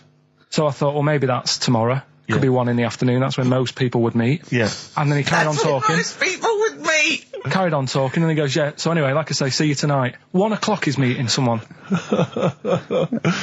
Yeah. I don't know why you go out that late. Do you remember when his favourite record of all time is The Killing of Georgie? Sure. He said, would he have been killed if he'd have been back at a decent time? Yes. There's no mention of the time in this song. And then the funny bit was, actually, that did make me laugh, right? When he'd finished talking on the phone, he said to his partner, right, oh, there you go, let's have a little chat. And the fella said, who was that? And he said, oh, it's Dave. He said, which one's Dave? He said, the one with the shaved head. I thought, in the gay community, that isn't a good description. No. Do you know what I mean? Yeah, I know. They've all got little shaved heads. Before we move on, was the Sharks article interesting? Did you learn anything? It's pretty good. Was it? I'll teach you something about that later. Oh, okay. Is this educating Ricky? It wasn't, but I can teach you a bit. Yeah. All right. That's good. Play some ads and that. Play some ads and a tune, and then have we got maybe a competition? Yeah. All what right. have we got? We're all looking forward to that. All right. Fortune Faded, Red Hot Chili Peppers on XFM 104.9. I'm Ricky Gervais, with me Steve Merchant and Karl Pilkington. Back for 2 hours a day, then a Monday off. Carning the management, baby, and sending this station spiralling down into the depths for his greed and selfishness. Yes. Okay. We were talking earlier about things that have happened when we were away. Quite a lot. But there's one thing I heard it might be a rumour. I hope it's a rumour. I kept it from you, Steve, because I want you to sort of have spirits out, because we've been at it in the office, and we've got to be... Okay, I'm just going to say it. I think Shed 7 have split up. Sorry, I didn't... Shed 7 have split up. Sorry, I think I got something in my eye. It's just a bit dusty, you know, I think. So, okay, if it's true, it's true. If not, at least we got their music. Their music didn't... The music lives on. So we're going to dedicate this show to Shed 7 and all the bands they influence. So we're just going to play... Just every artist that formed a band after they'd heard Shed 7. Just play them from now on, and obviously all the hits, the Shed 7 hits. When I saw this, I saw it on a website. It said about, is it true Shed 7 has split up? And the next, you know, one of those dorky message boards, someone came on and said, you are joking. Oh dear, what else is happening? I just pray that it is just a rumour. It's just a rumour, yeah. Just call in if it's true. Well, no, call in yourself. Well, if Shed's listening, yeah, and he's not busy, he's got Mondays off now. Call in and say what was the split all about? Tell you what I read about. Sharks, monkeys, or jellyfish? It's 10 past, isn't it? We haven't done a little bit of knob news. No, right? We haven't done knob news, no. But it's been 3 months. It's been 3 months coming. There's this thing. I don't know the full story. I don't know how it happened, right? But little Russian fella. Yeah. He was sort of having sort of emptying his bladder, right? And somehow electrocuted himself. Right. And sort of did a bit of damage. How did he slashed onto some live wires or something like that? So did anyway, damage to himself or to an electric fire or something? No, to himself. To himself. Yeah. And so the doctor didn't slip and curling tongs went up his arse when he was pissed, because that's happened a lot. Yeah, we've all been there. We've all shoved the old curling tongs up the arse when having a piss. Right. So I can't even be bothered. No, come on, we're interested. Come on, we're interested. You can't be bothered. You get Mondays off. Do some work. All right. So anyway, the doctor says, "Oh, it's not looking good. We'll have to take that off." What? He's like, Novectomy. Yeah. Really? But the funny thing is, right? Nothing funny about that. They've done. You're doing me head in. Just tell the story. Just doing me head in. Oh, you can chill out on Monday. I've only got 15 minutes, but I'm going to talk to you every Saturday. I'm going to get the money's worth out of this, because you get Mondays off, and I can't bear the fact that someone's getting away with something like that, because it's terrible. So you're going to stick this out, or you're going to have to work Mondays. So take it on the chin, right? Okay. Just finish the story. Yes. I command you. Just do it. Anyway, so they said, he said, you know, will you be able to sort me a little knob out? A prosthetic cock, yeah. But they put him out for the operation. Yeah. He woke up. Yeah. Right, and he's thinking, oh, thank God that's over and done with. Yeah. They've only grown it on his arm. What are you talking about? You twat. Shut the you're an idiot. What do you mean they've grown it on his arm? Apparently, like, that's the way they do it. Oh, yeah, but to then put it on, that wasn't a mistake. It wasn't doctor going, does it go there? Some bloke I didn't do a degree. Are you a real doctor? Yeah, yeah. No, but why put it there? Because it's got to grow, it's got a graft there, so they can control it. To skin tissue. But on your arm. Well, but they're going to remove it from the arm itself. What do you mean on the back? On your back? Somewhere, well, we can't wear a t-shirt. Yeah, but you could have He's in hospital. But this way you can still have a little tug, can't he? But they'll leave it there for quite a bit. It's not... Do you know what I mean? It's not going to be like, oh, it's just there for a few days. Yeah. It's there for a bit. That's not good, is it? So he's got a cock on his arm? Yeah, what's up with that? What do you mean, what's up with that? Well, I mean, he could say it's a thumb or something, couldn't he? Yeah. But they remove it. Be good for hitching. If you had a knob instead of a thumb and you went hitchhiking, just tickle it. And they can see it like a mile down the road, couldn't they? Posting. Yeah. If I'd lost my knob, I'd go, oh, I'm not going to have all that stuff. Just whack a pair of tits on me. Do you know what I mean? I think, oh, just forget it. But why not just put it where it should be straight away instead of messing about? Where should it be straight away? You know. On the forehead. Listen, are we doing a competition? Let's play a tune. Carl, you can't be bothered. Right, okay, we're going to scrap this and you're going to work Mondays again. Since you've been gone, by Rainbow on XFM 104.9. Well, it's what the Londoners have been waiting for. It's Rockbusters, isn't it, Carl? Well, it's not Rockbusters. It's something we've done. It's a bit like Rockbusters, but it's been tweaked. Brilliant. Right? So remember that it's done with sound effects and that. Oh God! Really? What do you mean? All right, come on. Right, remember this one? We tried it before. Hold on, wait a minute. No headphones on, right? Hold on, wait a minute. And this is one you've done in the past. This is not the competition. This is not the competition, but I said, like, what song is this? Smack my bitch up, yeah. Brilliant. Smack my bitch up. Yeah. Right. So it's kind of that, but rather than just doing songs, it's that film or song sounds good. You know, when you do these things, you can't do them in the week. You've got to do them either Saturdays or Mondays. Yeah, I do, yeah. Well, I'm going to check on that because that really annoys me. Because it's been done, so it doesn't really, you don't have to worry about it when it gets done, that, do you? Because it's done, so. Well, yeah, but I don't want you taking time out of things you should be doing at work. You're already weaseling way out. XFM's going down the tube, and you're taking the piss left, right and centre. Right, so here's this week's little grab. That film or song sounds good, so what is it? Come here.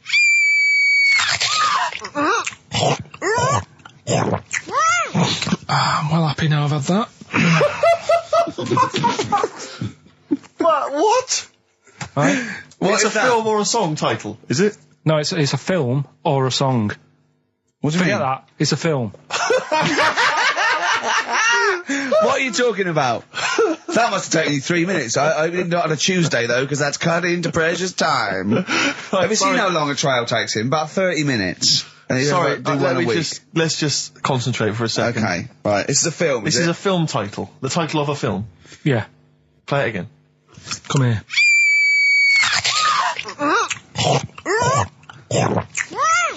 I'm well happy now I've had that. Right? Oh, dearie me. Dearie me. 3 months they've waited for that. 3 months for that. Shite. Do you want to say what the prices are? Oh, I can do. I'll tell you, there's good news and there's bad. I don't know, I think maybe this is what people think of Carl's quizzes. This is the respect they show us. Because you know that the various companies, they'll send you product which you can include in competitions. It's a promotional tool. Yeah. They've sent us I'm Alan Partridge, Series 2, and Fawlty Towers, the complete series. Brilliant. On VHS. I mean, who's got a video player anymore, Carl? It's for losers and the working classes. Yeah, for up north. They still sell them up north, I think. Thankfully. In market stalls. It's been redeemed. I mean, I wonder how we got hold of that. Yeah. Yeah, The Office Series 2 on DVD. That was a nightmare getting hold of that one. The best album in the world ever. It's got stuff on there. Super Furry Animals is on there. Supergrass, Gold Frap. And also the best of the Boomtown Rats, which is not bad. And a couple of Teachers DVDs. So some good stuff there amongst the VHSs. And you can win all of those treats by identifying this film. Oh, God. Come here.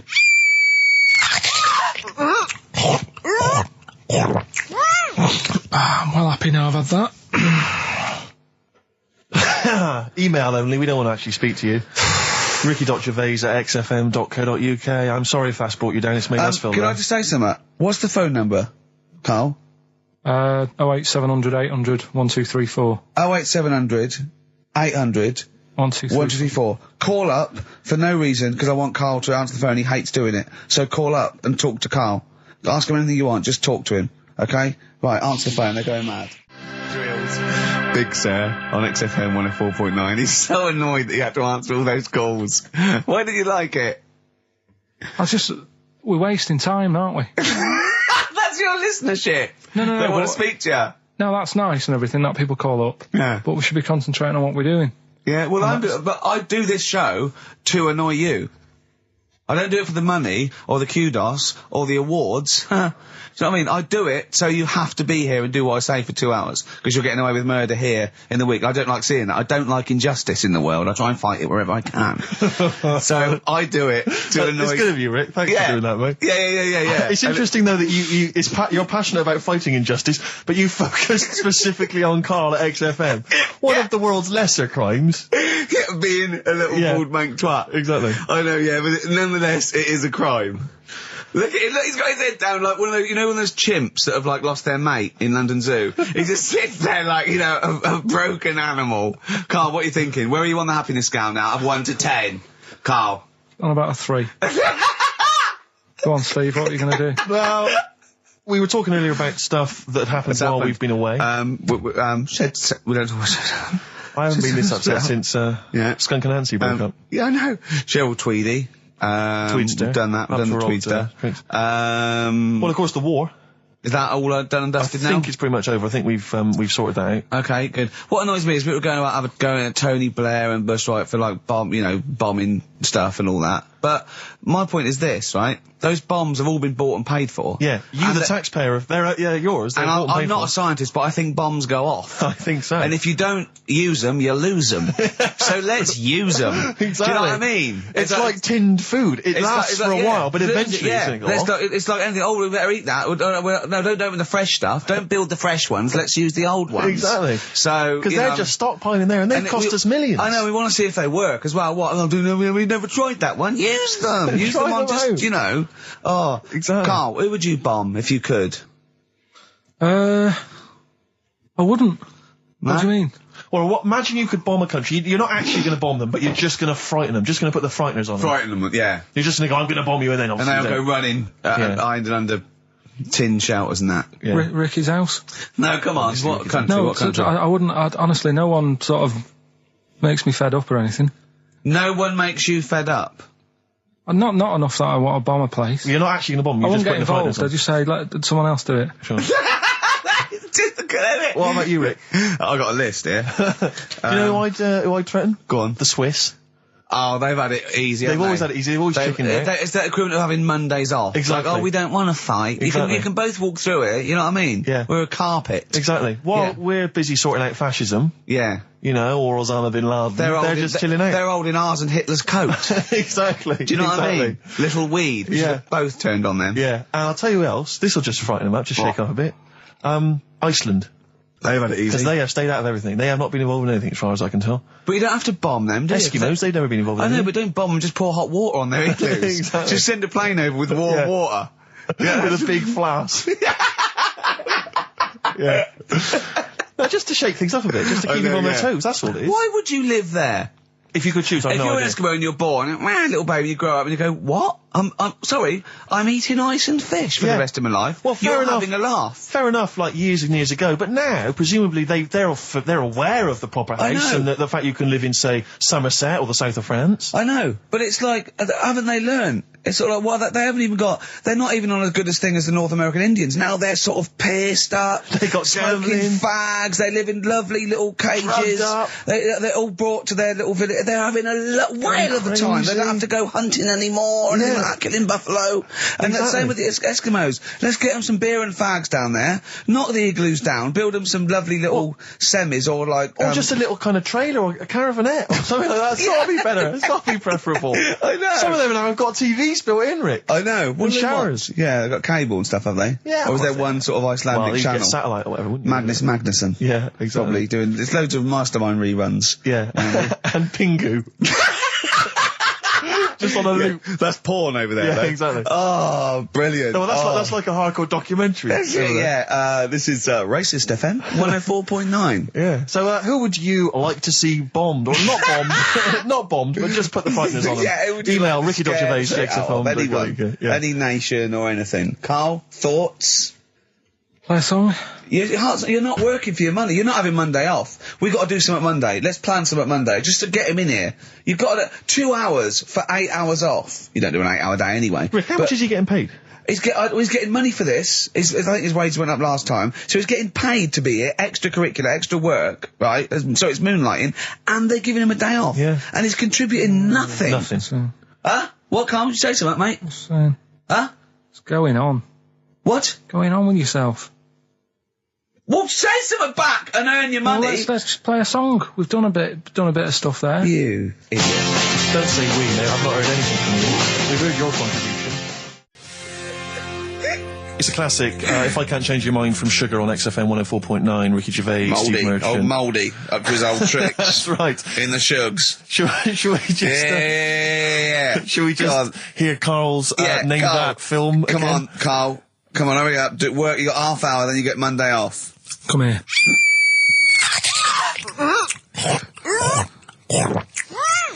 I'm well happy now I've had that. So ricky.gervais@xfm.co.uk. What's Carl's email address? Is it carl.pilkington@xfm? So everyone sends an email on Monday, just so he gets back and he's got to do something on Tuesday. Yeah. Maybe he should have took the load off on Monday. I don't know. PIMP, 50 Cent on XFM 104.9. Me, Ricky Gervais. You, Stephen Merchant, and you, Karl Pilkington. Alright? What are we doing then? How are we going? Karl, how are you feeling? On a scale of 10 now, happiness scale? Just building back up again a bit. Yeah? Why? Probably on about a 5. Oh, that's not bad. What changed it? What changed it? Just calm down a bit. Yeah. So. The chilled out vibes of PIMP probably helped you. Yeah. I think we should just say, give massive props to Adam and Joe, who stood in for us. Oh yeah, stood in for us. Did a great job. Yeah, great, really good. In fact, interestingly, I listened to their show. Are they going to get their own show here? I think they should. Yeah, they'll probably get something. Well, there you go. Well, it's interesting, as I was listening to them, they had quite a nice selection of features. They had a couple of good competitions and things. Now, I don't know if, having done them for XFM, is it somehow they may be kind of under some kind of XFM copyright? Which would mean, as we've got no ideas, maybe we could just hijack some of theirs. Maybe you could look into that. Obviously not Monday, you're not here, but... I was with Joe Cornish last night, went to a little do at Jonathan's house, and Joe was there. And he walked in, and I was taken aback by how tall he is. Sure. Because I'd forgotten. And he's about 6'4", but he's unlikely to... Do you know what I mean by that? It's sort of like some people surprise you. And he was going, yeah, I don't consider 6'4", big. I said, well, it is pretty big. I said, but I know what you mean. I walk around with Steve Merchant. Yeah. And he went, how tall's Steve? And I said, 6'7". Yep. And Joe went, oh, that's nearly a disability, isn't it? Do you know, he's absolutely right as far as I'm concerned. No, do you know, I've genuinely, since school, I used to go to school with a little disabled fella. Lovely guy. No, I swear to God, lovely guy. And I remember he came in when we got in the sixth form, and he'd basically got, I don't know what the ins and outs of it were, but as far as I could tell, he'd got a car for free. A specially converted car. Yeah. You know, because he was disabled. And he was driving same as Carl. Me. I need this, I need that. But it seemed to me that I was thinking, well, why can I not get something similar? Because there are some cars I can't fit in. Because I'm too tall. I genuinely cannot drive the smaller cars, the cheaper cars. I'm obliged to buy a more expensive, larger car. Because I can't fit in the toilet. Yeah, that's like saying you've got to pay more for your shoes because there's more leather, which is true. Which is absolutely true. It's a nightmare getting shoes. But fat people have to pay more. Do you know what? It's a nightmare getting chairs, comfy chairs that I can sit in the home. I sit in a chair for very long and my back's killing me. Now, how is that not a disability? But no, you don't see people like me whinging. But I think tall people, I read an article that taller people on average get higher wages through an advantage, or just because they're taken more seriously than little dumpy fellas. Sure. Do you know what I mean? But I don't think I genuinely don't think there are many benefits of being really tall. People seem to assume there are, but beyond the fact that I can reach things down from a high shelf, I know. I don't think there's any real perks. I've seen you hit your head a few times. That's a disability. I know, I have seen you hit your head a few times, and I think, oh God, that must have hurt. Obviously I'll make sure okay and then laugh. Of course. But I know it must be annoying. Thanks, No, but I mean, there's a pub, there's one pub in Soho that he has to go down backwards. Yeah. He has to leave that, it looks like a limbo dancer. Yeah, they've almost got to lower me in on ropes. I always find it amusing. But like, for instance, on an aeroplane, I can't get some of the seats, I can't fit in some of the seats. Not in any way, not the way that I could. Because how is that not a disability? There's some seats that people can't afford because they're poor. It's not a disability. That's irrelevant. Don't go on a plane then, because you're poor. But if you can't afford to go on a plane, you can't afford to go on a plane. You should have studied hard at school. But what annoys me about that is there's a physical disability I was born with. There's a weight allowance, so I might not be allowed loads of bags on, but there might be a big fat pig in the queue who's allowed the same chocolate allowance as me. That's because they've been eating like a bloater. I couldn't stop myself from growing this tall. It wasn't a conscious decision. I didn't think, I'll tell you what, I won't smoke when I'm a teenager. Maybe I'll shoot up. I'll eat healthy. I'll probably add an extra 2 feet. It just kept going. You do eat too healthy. You eat way too many greens. But that's not why I grew to this height. It's a genetic thing, isn't it? Yeah, but if you'd have lived near some sort of pylon or something and just, as I say, smoked from an early age, you wouldn't have been that tall. Don't think when I was a gangly teenager having the piss taken out of me, I wasn't thinking I wish I'd been born near a pylon. Could you? Or Chernobyl. Could your mum or dad, could they have bandaged you like they did with little, didn't they do that with someone's feet? Well, yeah, concubine, yes. I didn't come out this tall, did I? No, but snip it in the butt. And how would they In the bandage him? They'd have to bandage him round the feet and round the top of the head. Yeah, I'd be walking around like a mummy. Yeah, or a bonsai boy. But people didn't really realise I was going to be this tall until I was 14 or 15. You know, you don't realise when you're an 8-year-old. How tall were you when you were about like a gangly... Okay, so a typical gangly teenager, 15. How tall were you at 15? I don't know, 6'5" maybe? And I bet you were like a beanpole, weren't you? Of course. Yeah. And what sort of glasses did you have? Cool. No, what did you have? I don't know, a monocle. No, I can't remember. Did you wear a bow tie once? I wore a bow tie? I thought I was trying to preempt the styles that might be coming around. I think I've been watching a lot of George Formby films. And I thought it can only be a matter of time before the bow tie comes in. I thought it might be quite kind of urbane and debonair. Yeah. So what was Robin Day at the height of his fame? I think he might around this time, yeah. Yeah, I wanted to go for that dandy look. I thought that's what the girls are going for. I know, yeah. The dandy. Oh, dear. So I still want to see you with a pipe and trilby. Yeah. I just think you'd look great walking on the street. Yeah. I genuinely, I really, it does frustrate me that I don't get any allowances for being very tall. It doesn't count as a disability. Well, it does count. No, it doesn't. It's not a disability being 6'7". But how can you explain, for instance, travelling on a bus or a coach? There's some seats I can't sit in. The only disadvantage is, people look. I've seen people stare at you, but they stare at me because I've been on the telly. What's that a disability? People being recognised. Yes, but you could avoid that by not being on the telly. It's your choice. This is my point. It's your choice. Yeah, it's the same as the big fat people. It's their choice. It's a different sort of stare, isn't it? I've been there. Yeah. When the sort of stare that you get and the sort of stare. Well, obviously, sorry, Steve, but I'm gonna, follow up this inquiry. What do you mean, Carl? No, I'm just saying it's more of a stare of fear than, like with you, they go, oh, it's him. Yeah, go on. Whereas with you, it's more like, jeez. Do you know what frustrates me? I thought he did deserve having a Monday off. I've changed my tune. Yeah. Sometimes you don't realise this, listeners, but sometimes I'm an intermediary. I do step in when he's winding him up, because Carl gets to the point where he's going to explode. Yeah, and it's crazy. Okay, Jeff, and I step in, and this is the kind of response I get from Carl. This is the kind of back chat I get. Well, I tell you, he's a little user. I'll tell you what, because he's too scared of winding you up, because he knows that you'll just walk out of here and he won't get his Monday off. Absolutely. Play a record, you little oik. Weasel. You're a weasel. Title track from an album called 1972 by Josh Rouse. Well worth listening to. XFM. Yeah. Ads. Yeah. Joe Jackson, Different for Girls on XFM 104.9. Ricky Gervais, Steve Merchant, Karl Pilkington. He's annoying me now because he's got a day off and he's got 2 hours and he's miserable. He's not even doing anything to the show. It really annoys me. Well, hang on, wait a minute. You've forgotten his brilliant film quiz. Yeah. He's contributed that. That he probably did during the week. Well, do you know what I mean? What, are you going to change your attitude, Carl, or what? Or should we just, not bother with this show? Told you. What? Don't annoy me and you'll get the best out of me. Yeah? I told you. I told you. This show is to annoy you. You knew that. But this is what you're going to get. Do you know what I mean? But no, you've got to be good and get the day off, or there's no point for any of us. Right, if you were having an operation, would you annoy the doctor? What? You can't concentrate, can he? Don't wind him up. The fact that he's a doctor. All of a sudden.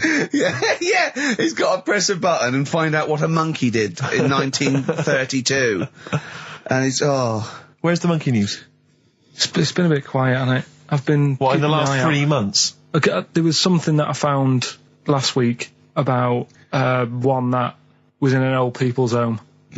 It escaped from some zoo. It was wandering about. It was enjoying itself, and then when it got to the night time, it was like, oh, what am I going to do? And the first place it came across was this old people's home. Yeah. Went in there. I think it was there for about a week and a half without anyone realising. No, it did. No, so the helpers and the nurses and the social workers and the matrons and all that, they thought, well, Mr. Sanders looks a bit hairy. But I mean, that happens, it comes out your ear and your nose when you get to about 70. And he's stooped over, yeah, of course he has. He's got bow legs, yeah. And he eats more fruit, of course he does. Well, that's when they realised. Why? Because someone in the kitchen said, hang on a minute, getting through more bananas than we normally get. Do the competition. Do the one thing you've done this week, probably in their time again. You're getting paid for it. You're having Mondays off. And you're not into it, so that waste of time. That film sounds good. It was like this. Yeah, come here.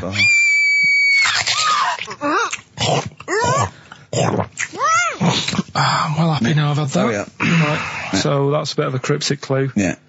Someone eating this woman. Yeah. And he's happy that he had that. Yeah, go on, yeah. That was Gladiator. So, who wins a couple of people sent in Hannibal, which would still work. Yeah.